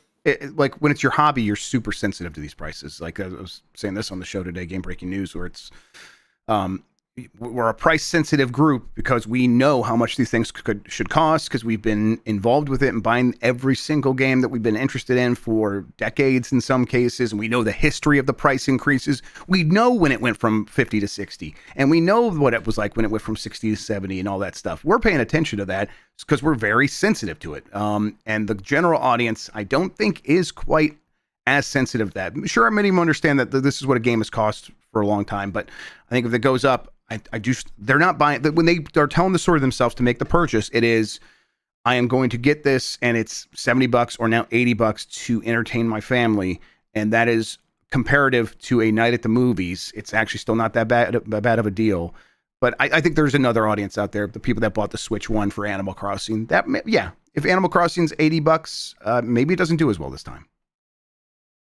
Next up is Jedi Moss, who says, how does Sony and Microsoft respond to the tariffs? Xboxes and PlayStation 5s are just as vulnerable as Switch 2. I'm sorry, I was distracted. What's the question? 1 second, I lost it because YouTube freaked out. Basically, how is what are Xbox and PlayStation going to do about the tariffs? They're just as vulnerable. Raise prices. Yeah, I mean, I think if these tariffs stick, which we just don't know, and really at this point it doesn't matter because it's so uncertain, the back and forth, and he says 1 minute there will be tariffs, 1 minute there won't be. That you kind of have to operate under the worst case scenario assumption if you're these companies. I think these consoles probably go up in price, or maybe we get some really scaled down revisions of these consoles that maybe take out features so they could try to save money. The Xbox Series R. Yeah. That's maybe one letter before S. That's okay, I was like doing it in my head. I'm like, I get what he's going for now. And then game prices. They're gonna want to raise game prices. They've wanted to raise game prices. They're gonna do all that stuff. So that's what it means for them. Next up is from the Bulletproof Moon. I counterpicked Silk Song. Please tell me everything will be okay. Pelvis. Look, you get no simpy from me. I got the very first pick finally, one of these things, and it's for a game that probably isn't coming out this year. Mm-hmm. I said I'm still doing okay. I'm so curious to see who gets Donkey Kong, because I think everybody wants Donkey Kong, so the bids for it are going to be just really high. And I already got a lot of games early on, so I don't have that. I have a good amount of money to play with. We saw Jan spend like $80 for Tony Hawk 3+4. There's going to be some freak that spends a ridiculous amount of money on it that gets it. Yep. I am concerned that I'm probably not going to get it. But yeah, there's still more games coming this year. We'll see. Let's see. Next one is from Tuber. I'm trying to enjoy some gaming, and you had to remind me of that horrible tragedy. Sorry, Tuber. My bad. Gridna says, morning, gents. Love your work. Do you think the Switch 2 Joy-Cons or Pro Controller will have analog triggers? That would certainly help with racing games. Cheers, big ears. It looks like they don't. Right. I I remember that was one of like the surprising things when I was like, oh, I hope they have analog triggers, and it was Sean and other people were like, no, it's a good thing that it doesn't. Never occurred to me that there is a downside to analog triggers, but I guess I see the point. But I still would rather have analog triggers personally. I mean, everything else has analog games, triggers, though. so for parity's sake, I want it. And I tried playing Trials on the Switch without analog triggers. That's a nightmare. Give us analog triggers. Come on. There's a lot of games that, look, any game involving a vehicle, analog triggers are just good. There's a lot of games involving vehicles. Yeah, and I just like that. It doesn't look like it. I think, I look, when they showed the Pro 2 controller, I was looking at it, absolutely did not look like we had analogs. Obviously, the Joy-Cons. I'm pretty sure we don't, yeah. Bruno Trigger says, hey, dogs, do we know if regular Switch 1 games will get any kind of performance boost on the Switch 2? Also, have you seen those new Amiibo prices? No, what are Amiibo prices? I didn't know what they were before. I don't know what they are now. But I think they were like 15 each before. I don't know what the new ones are. I think regular Switch 1 games, it's going to be a crapshoot. I think if anything has unlocked frame rates, there's a good chance it'll have a performance boost. If it's locked, just no, unless they get an update. And then if it has unlocked frame rates, there are some games that, because it's a mix between hardware and software emulation, although it sounds like it's mostly software emulation, some games might just be weird and don't operate the way you want, which is how it has frequently worked on other consoles. So this is not some big Nintendo problem. It's just the way that this backward compatibility goes sometimes. And Tan Derek says, can you guys please fix that influential games list you mentioned on Game Breaking News eventually? It's pretty wild just to not make Super Mario Brothers #1 or something, Super right? Mario Brothers, yeah. Or Tetris, or Pong, or whatever. Zelda, Metal Gear Solid, Doom. I would even like a wizardry, like an RPG. Yeah, wizardry. Everything, RPGs stuff is in everything. So yeah, exactly. Yeah, maybe we'll do something like that at some point. Yep. Joe Beezer says, how confident should I be in thinking I have already secured a Switch 2 through the Nintendo Store? I meet all the requirements for priority. I wouldn't assume anything. Try to pre-order one elsewhere on the 9th when that happens. And if you secure one there, then you can cancel this one if you also get in there, or figure out if or somebody keep else it and help me make sure I get one. So right, exactly. No, I would not assume that you're good there. That is a backup as far as I'm concerned right now for me. Willow Davis says still no analog triggers on the Pro Controller. Yeah, it's not on the Joy-Con. It's not going to be on the Pro Controller. Yeah, they're not going to have different button inputs on different controllers. Hey, you Peekaboo says, to celebrate filing my taxes surplus, submitting my unemployment, I'll throw you some Venus. Thank you, hey, you Peekaboo. I miss getting a surplus. I miss getting money back when I did my taxes. But we owed quite a bit. Between this and contract work at Giant Bomb and Twitch, there's all sorts of untaxed income I have these days. Yep. Hexproof says, when do we see Hi-Fi Rush on Switch 2? Penezzo. No, that was rumored, right?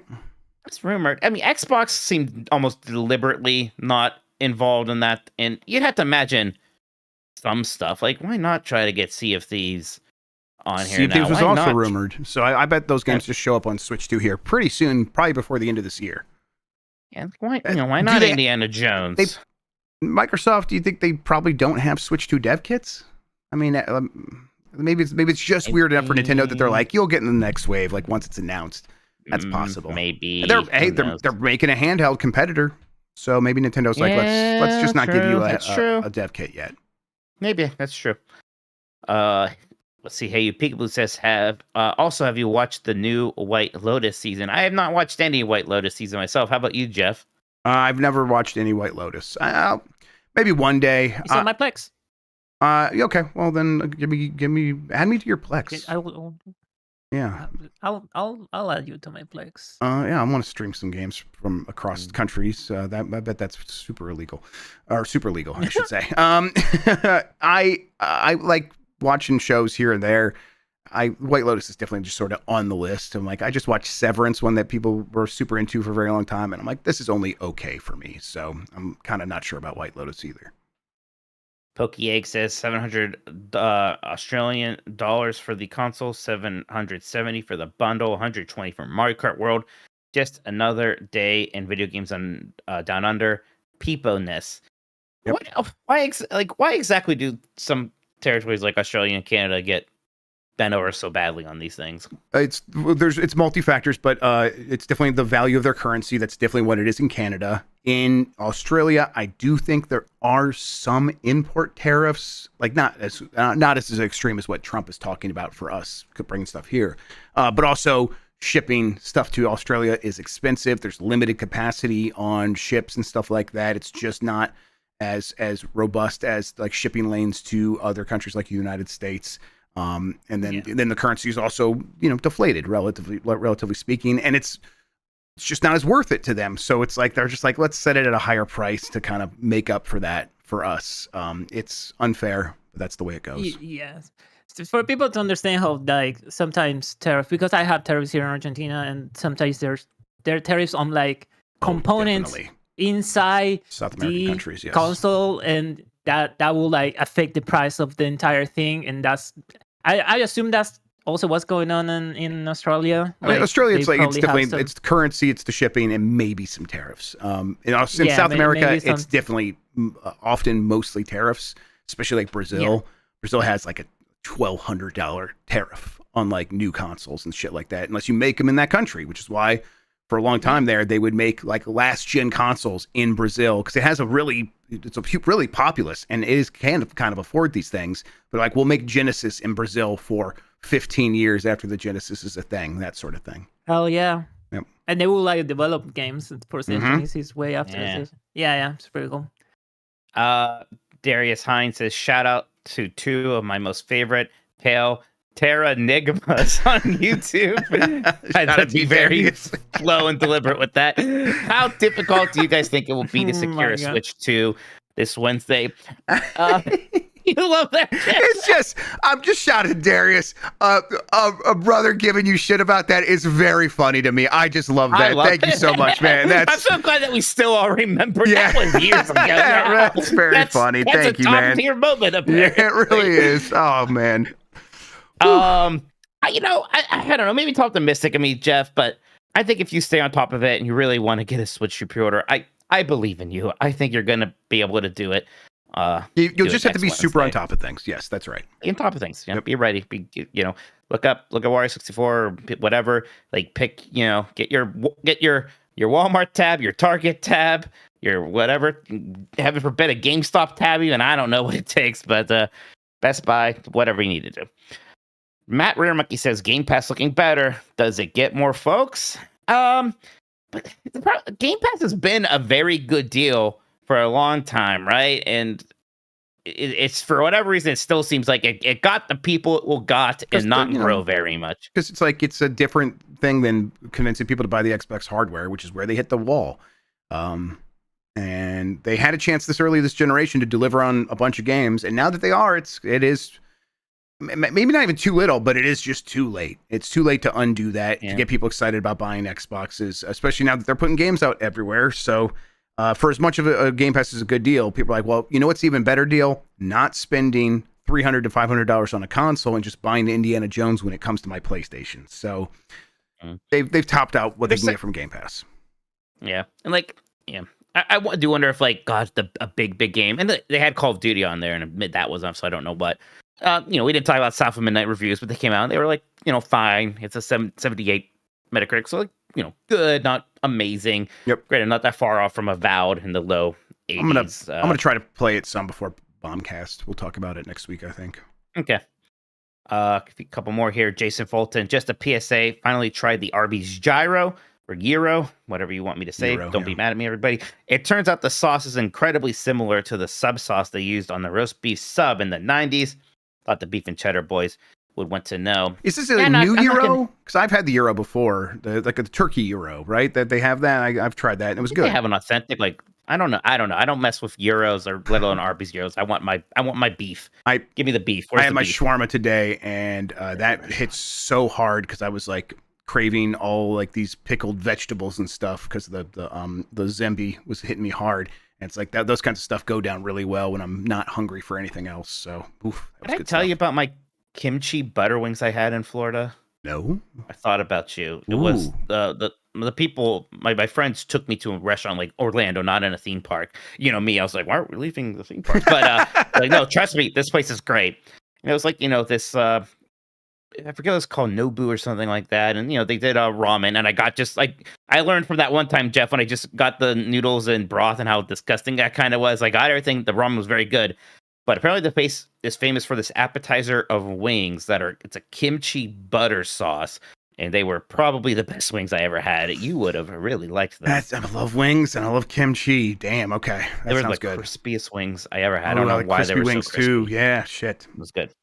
Okay, Jacob Bench says, what are the chances that DK is not made by the 3D Mario team and they reveal 3D Mario later this year? Like 2%. Very low. Like maybe that last thing could be like 3D Mario later this year. I just don't see that. But No. come on, that game's made by the Mario team. Who else would make it? It looks like it'd be made by the Mario team. There was that rumor years ago that this is exactly what the Mario team was doing. So And- that's not a coincidence. And as you pointed out, they've made Donkey Kong games before, this 3D Mario team. And then Good Vibe Gaming's, if you weren't here earlier, Jacob, Koizumi was just watching people in New York play that game for a long time. And he's the 3D Mario team guy. So it's very, very, very low. Now, could the 3D Mario team be actively working on a Mario game right now? Because they mostly finished work on this years ago, because it was maybe going to be like a Switch Pro sort of like launch thing. And now they were like, well, let's just kind of amp it up a little bit, make it Switch 2 exclusive. Maybe. But I don't know. I'm trying not to get my hopes up, because listen, I'm happy for this. I think this game looks fucking awesome, and I can't wait to play it. I'm not gonna like look a gift horse in the mouth. We'll get a 3D Mario game when we get it. I hope it's not 8 years from now. Obviously, it won't be. Yeah, it probably wasn't be. By the way, that restaurant in Orlando is called Domu. Thank you, Adam, asleep. Apparently, Nobu is something else, and people got upset that I suggested it was that. I don't know what Nobu is, but it triggered people. Sorry. But Domu in Orlando. Go to Domu, everybody. It's fantastic. One more came in, Jeff. Just Rex, how long after launch do you think it will be before the Switch 2 gets jailbroken? I won't be connecting mine to the internet in anticipation. I won't pay $80 for any video game. Pirate flag. Yeah, I mean, they definitely are building the Switch 2 almost entirely with this in mind. In fact, I'm like, I won't be surprised if the reason they didn't do a Switch Pro was they wanted to get completely away from the Switch architecture so that they could, in fact, rework how they do security on this thing. Now, I think there's going to be a very concerted effort by that community to crack this thing open as soon as possible, to get emulators running. They're going to go ham on this thing. So I don't think you're going to have to wait too long. These folks get so horny whenever like they Nintendo, see something like this. Yeah, it's almost like the harder, the more they wanted to break it. It's kinda, and kinda crazy. especially when it's like, and prices are going up and people are feeling like they're in their feelings about this. They're going to go hard at it. So we'll see. But I bet Nintendo and Nvidia had years of conversations about everything they can do to prevent exactly what you're talking about. So it could be as much as 2 years. I bet it's about a year before we're really talking about this thing being cracked. All right, that's it for now, Jeff. Thank you, everybody. We'll read any more super chats that come in before the end of the show. Did you stop? Jeff, are you there? Yeah, I guess that's a break. I just like, oh yeah, I'm sorry. I just sent us a break on that. Sorry. I'm like, yeah, that's good enough. Hey, we're going to a break. That's a pretty good break. You just had such, we're going to break energy in his voice. I'm like, that'll count. Yeah. My bad. No, it's not your fault. Yeah. It's mine. I'm shot. Like my brain is done. No, I know. Our hope of doing a short episode has fried or something. But let's get back into it. We'll do this monkey thing for not too long. Let me get the opera. I haven't played here. anything to talk about. Yeah. The Opera. Yeah, get the game browser. I've been playing more Mode Faces. 3 and a few other things, but Oh, you're still playing that good. Yeah. I play.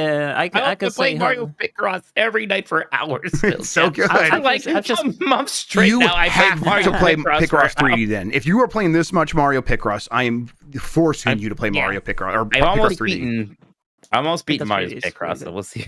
Ooh, okay. Yeah, All right. of all the shit I've talked about Picross over the years, now it's like the main thing I'm playing. Oh man, you're gonna Yeah, love Picross Tomodachi Life fucking so rules. much when you finally play it. Yeah, you're right. You know, Tomodachi Life, it's like that thing you did say with the extract shooters. I didn't play Tomodachi Life. I just kind of look at it, I'm like, Tomodachi Life wasn't big here because that was a Street Pass thing. So here nobody had like a 3DS or nothing like that. So Yeah. what's gonna? What is this? Is this You right? couldn't do a lot of with it. here. Move this down. What was I about to say? I forgot. It's not important. No one remembers anymore, bud. Don't worry. it's Yeah. okay. I do wonder if like we're gonna see overt connections to like maybe Mario Odyssey and Stockdown game. Like maybe people mention New Donk City. That would be Even great. who New knows? Dong City. Oh, I was about to say, yeah, I'm just gonna say that it's Assassin's Creed Shadow is fun, and then we'll move on. Okay. You play that, Mike? Are No, you ready? He's just not in the mood for an Assassin's I'm Creed. just not in the mood. Yeah, pretty Who good. knows if I ever Ooh. will be again? We'll see. Okay. All right. Yeah. All right, I am ready, Mike. bring it back. Oh, it's my show, isn't it? Hey, we're I back. was gonna say, you told I'm me done. already, we got Oh my everybody god, I'm fucking cooked. Welcome back to the show, everybody. I was just waiting for Mike to bring it back, and he was looking at me like I'm a crazy person. We're gonna do a Mount Rushmore of video game primates. We're doing this because Daisy was in a bathing suit, I think. Yeah, that's exactly why. It's the reason we do anything anymore. Mike, what is your idea here? Primates were like monkeys, apes, not humans, right? Not humans. The no Goku rule has never been more important. That's a good one. That's a good joke. I like that a lot. Yeah. All right, so where do we start? I mean, Donkey Kong, I believe, should be considered. That seems for this list. fair. Honestly, is it Donkey Kong and Diddy Kong? That's an important question. I mean, it's not impossible there could be two. So maybe, like, is that number two for you? Is Diddy Kong your favorite next Kong character? I like Yes. Cranky a lot. Cranky Kong's good. Okay. And there's Funky Kong. Yeah. I was about to ask Is it if just all these Cranky, if you were talking about OG Donkey Kong, because OG Donkey Kong is Cranky Kong. Well, yeah, They like all fudge that or whatever, but like they definitely have Yeah, suggested they're not even it that before. sure about that anymore. No, they weren't then. They were just kind of like being cute about it. Rare was. Also, it never made sense. Like Mario's not like Mario's son in one of those games, so it's the same Mario. Mario, Yeah, I guess I don't know ages that. completely differently. And Diddy Kong is not Donkey Kong Jr. Donkey Kong Jr. is a separate ape. But I don't know if I need to put Donkey Kong Jr. on this list. But we can consider him if you want, Mike. I don't know. No, Okay. that's fine. We don't need Candy Kong. We don't need Lanky Kong. YouTube, I just did an ad. Why are you inserting another ad? Holy shit! Dixie Kong's pretty good, but we don't need her. Yeah, I think this is fine. These are all the main Donkey Kongs that we can consider. That's four there. So then other primates. My first one that comes to mind is I think I from Super Monkey Ball for me personally. Yeah. Yes. No, I like I a lot. Gosh, yeah, Monkey Ball's great. Speaking of launch games, Super Monkey Ball was such a good. Like, here's your second or third GameCube launch game, right? Mm-hmm. I mean, that's part of it. Like this Switch 2 launch game, like very excited for Mario Kart. When I like think about other launches, like what the GameCube did, or even Dreamcast, like okay, this launch, anyways. Like Yeah, this what if we had actual launch, Rogue Squadron 4 on this thing? That would go hard. Oh, maybe that would be good. What about Winston from Overwatch? Yep, that would have been my next one for sure. Winston is Winston's an good. all-star primate. Yeah, he's got I mean, a cool character. he is a cool character. I don't necessarily love playing as him with just his, auto aim electricity thing, but it's kind of fun. But yeah, the character's cool. The voice is great. When he showed up, that first Overwatch trailer, which was so cool with like him and Tracer, which are still two of the best characters in the game. That really worked for me. That was good stuff. I'm gonna go with the apes from Ape Escape. Would you do Spike, the bad guy? Because he was the ape that became a bit more humanized when he found the thing. So that's like a named one. I don't know. Yeah, would you do that? Because I'm okay with that. I think of like the generic apes running You just around. think of the generic ape? I guess I like the generic ape more than I do. Spike also. You're probably right. Yeah, I like them a lot. And there's just a bunch of them that's fine that they don't have names. I still consider them up there as important apes in video games. Yeah, Andros. Yeah, I like that one. That's good. Yeah. And if you don't like Andros, well, Andros's enemy is my enemy. I played through Star Fox 64 not too long ago, and that's still a cool boss fight at the end with this giant expressive face. I love shooting Andros's eyes. It feels really good. Mm-hmm. You said no Gokus. Does that mean no monkey from let's see, Enslaved Odyssey to the West? I mean, More look, do human than- you feel that strong about that thing? No, no, I don't. But Yeah. it is. He's literally Goku. It's just he's definitely more of a monkey than a human. So like, maybe, but nah, I don't think he even makes. He doesn't rate on this list even. Can I give one? Yeah. Yeah. Little Gray from Metal Gear Solid 4. Little Gray. That Yeah. hairless, that weird looking naked monkey. Yeah, Do you like that thing? it's funny. He's a pretty funny little guy. He's just running the one around that's there giving smoke, you yeah. soda and that kind of stuff. Yeah. Look, Well, he does drink soda. We'll consider it. We'll consider it. I was going to consider this one, and I saw it in chat as well. Mankey Prime Ape. I was about to say, what is the Pokemon monkey we would do? Because there's Infernape and some other ones. Apom. I never liked any of the Pokemon monkeys very much personally. I'm okay. I like Mankey enough. I guess I don't like Annihilape. Was that what he turns into? Annihilape? Infernape's the last one there. Okay. Wait, no, Mankey becomes Primeape. Primeape. Primeape. That's it. There's nothing after that. Okay. Yes. Yeah. No, it's just two. That was a line of two. Okay. Yes. If it's the 151, I got you. Yeah. I like Mankey enough, but maybe not. He's not going to probably push any of the Kongs off this list, for example. Just don't think he's gonna. Yeah, it's gonna be rough for Mankey to make it on there. Grookey. I do like Grookey. I'm part of the Grookey gang. Grookey gang. Who's Grookey?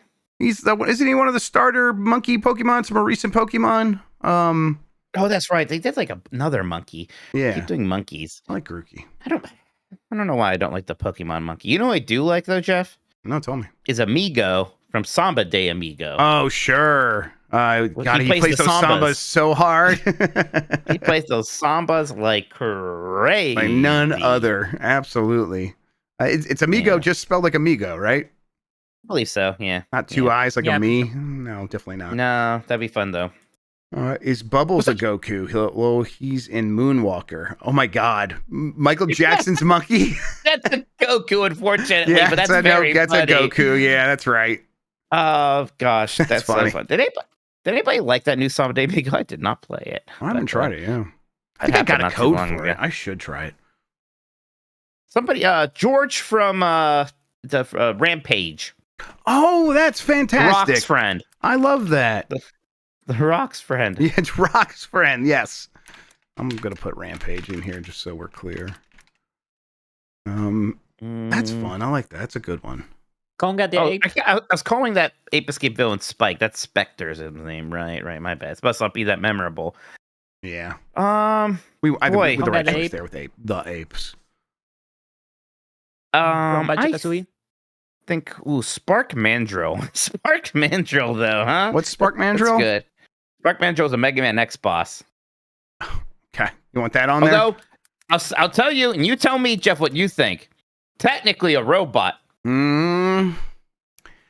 Andros is Andros just an ape, or is he like a space mech ape? He's not a mech. He has a robot fake sometimes. I forget. Okay. I guess maybe it's close enough. Look, we don't have to consider Spark. Look, Spark Mandrill's probably not going to make it anyway. All right, so goodbye, Spark Mandrill. I'm sorry.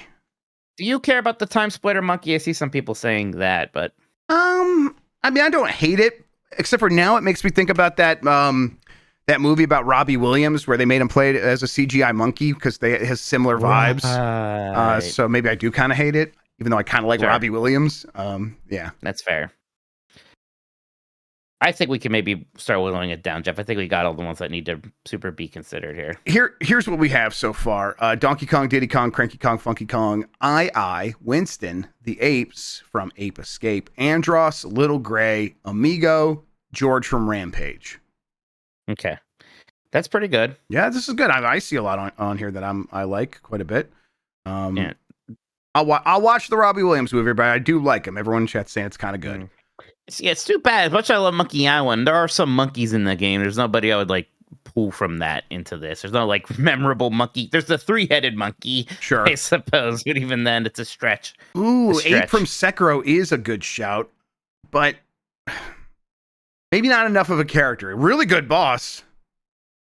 I don't know. Mm. How do you feel, Mike? I mean, God, it's one of I the haven't most. played Sekiro yet. That's my. Oh, it's on it's my one of the to-do most list. memorable boss fights of all time. Yeah, it's pretty good. Yeah. Mm. Somebody brought up This Zack and Wiki, this is but yeah, this is not gonna get any traction here, but Rajan from Monster Hunter is pretty like one of the best apes ever. Pretty fucked up ape oh, that turns yellow and shoots like lightning out of his mouth. It's pretty cool. you're gonna have to give me this one because since Sean's not here. But Data from Mega Man Legends. That's the monkey you save at. I Okay. like Data a lot. Sure. Yeah, that's on the short list for sure. There you go. Love Data. All right. Yeah. Oh, go ahead. Donkey Kong's a lock, right? Yes, Donkey Kong's clearly a Lock lock. that in. Jeez, George fucking Washington, like clearly. Yeah, come on. Like, what are we doing here? I I like Andros quite a bit. Andros works for me. I'm gonna bold him. I don't know if he's a lock Yeah, bold, but he's bolded. Just to make sure, the ape out ape, by the way. Chad has brought that up. I love that game, and there's a reason he didn't occur to me. So no. Yeah, the character itself is I love whatever. Ape Out, man. Jeez, that's a good Mhm. game. I mean, like Diddy is close, and so is Cranky. So here's the other ones I'm like considering. I like George from Rampage a lot. I think he's close to making the cut, but he's definitely no guarantee. And Winston has got to be considered. I think Winston's really good. Yeah, I like Winston a lot. That's such a good character. It's hard not to do that one. Mm-hmm. And then there's some. I like these other Kongs. There's just there's so many other good ones. That's a little rough to be like, here's 2 Donkey Kong characters. Like 2 Donkey Kong characters, and no, I feels a little rough. Yeah. Right, like I's good. I like Amigo. Yeah, Amigo. Gosh, much like Data. It's gonna be, but even like the apes from Ape Escape. You say monkeys in video games, I do just almost immediately picture those guys. Yeah, I do. Same. God, they probably are Mount Rushmore. Jeez, that's tough. Okay. Yeah, the apes from Ape Escape are pretty freaking good. I'm gonna bold the ones we've been talking about right now. Yeah. All right. Yeah. Gosh, I love Data, but Little Gray's not gonna make it. Sorry, Christian. Oh, Winston's got to get. Okay. Jeez. Okay. Wow. So the rest of the Kongs. Little Gray, Data. Oh, sorry, Data.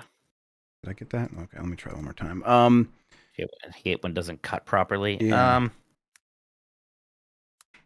It's just I'm hitting Control X, but it's not doing it. Oh well. Let's just do this. There we go. Kongs. All right. Yeah, Winston's bolded. We're as well. bolding Winston. Yeah. Consideration. Okay, so that means Donkey Kong is a lock. So that we have 3 spots for these 6. Winston, the apes from Ape Escape, Andros, Amigo, and George from Rampage.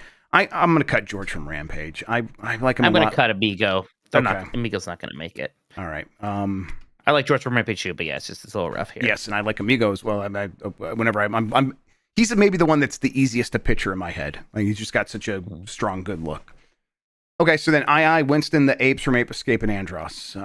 We have 3 spots left. We have 4 of them. Who are we cutting? That's rough. There's like,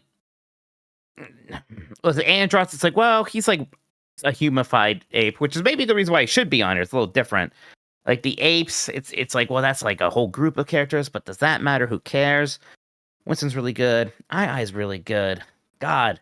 Ooh, having to get rid of just one of these is rough, because I would be like so happy if it was these 5. That feels really good. For sure, yes. I think I personally lean towards cutting Andros, but I would be okay with cutting I.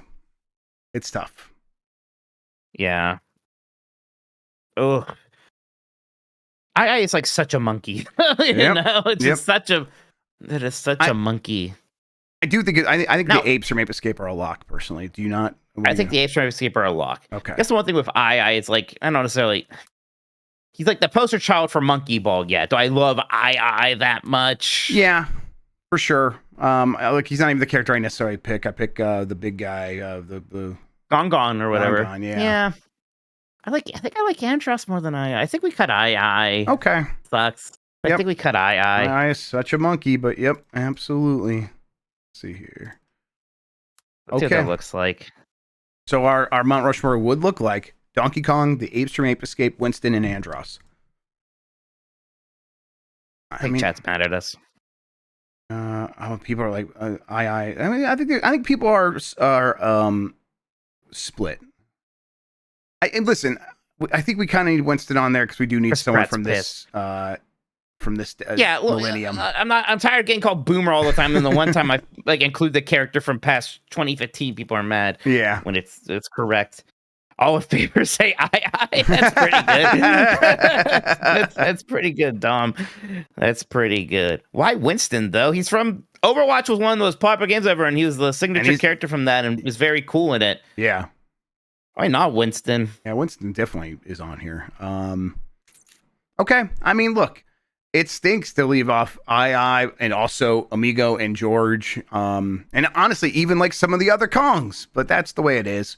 We're not like some of these people are anti-Overwatch. I get it, but like I'm sure there's a bit there where like that was it was like super beloved. People are like, why? I'm shocked that Winston's getting this much pushback.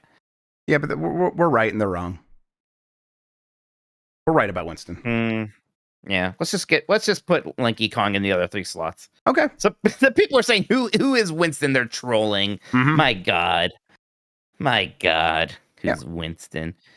I no. Peter Jackson's King Kong is funny, but that's a that's a Goku. Yeah, Peter Jackson's King Kong is a Goku. Everybody, that's what everyone's always saying.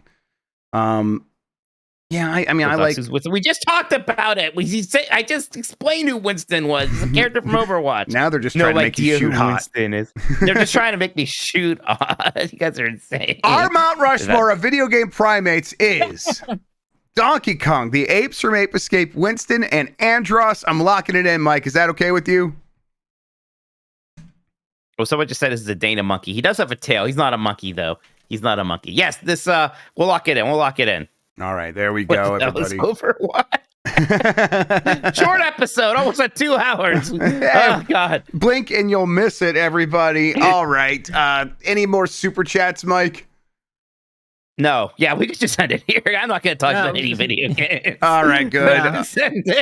Assassin's Creed is fun. Play Assassin's Creed is a really good one. Christian's really happy with Assassin's Creed. I like it too. It. I started playing another game instead, and it took up all my time. All right.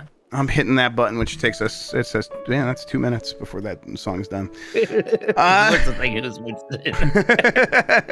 Everybody is spam. Who's Winston in chat, please?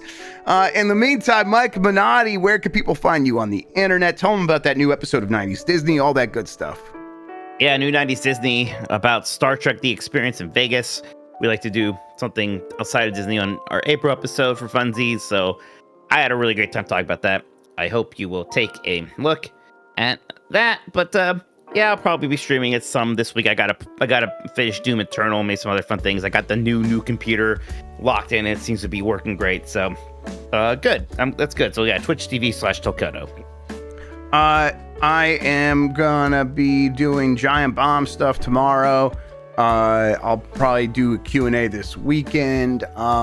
Tomorrow, VCR. Plan is to get Dan and hopefully Jan both on there to talk about their trip to New York to see the Switch 2. We'll have a bunch of questions for them. I think it just kind of tell us their general feelings as well. I just want to hear like what Dan's thinking about some of those games that he got to play. Does he think it's a strong enough lineup based on actually playing them?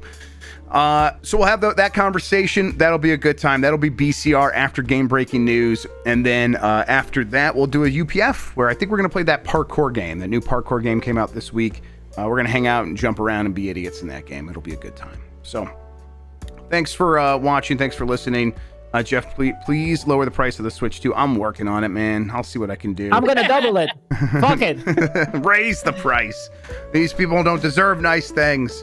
Yeah, boy, I want the Switch 2 real bad, especially seeing these hands-on previews where people are just using it and it looks so good. It looks like premium. It does. I mean, not to like. It looks great. Yeah. And that's kind of a fun thing. I thought, I was like, man, maybe I'll never have to play like a sub 60 frames per second game on my Switch again, or from Nintendo, anyways. Yeah, right. Exactly. 2 months, everybody. All right, thanks for watching. Catch you next time, and goodbye. Lower the price.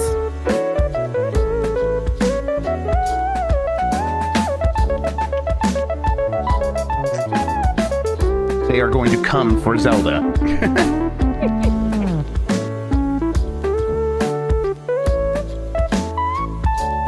It's not as fun as jacking off in a rainforest cafe. A penis? I have been plenty horny, thank you.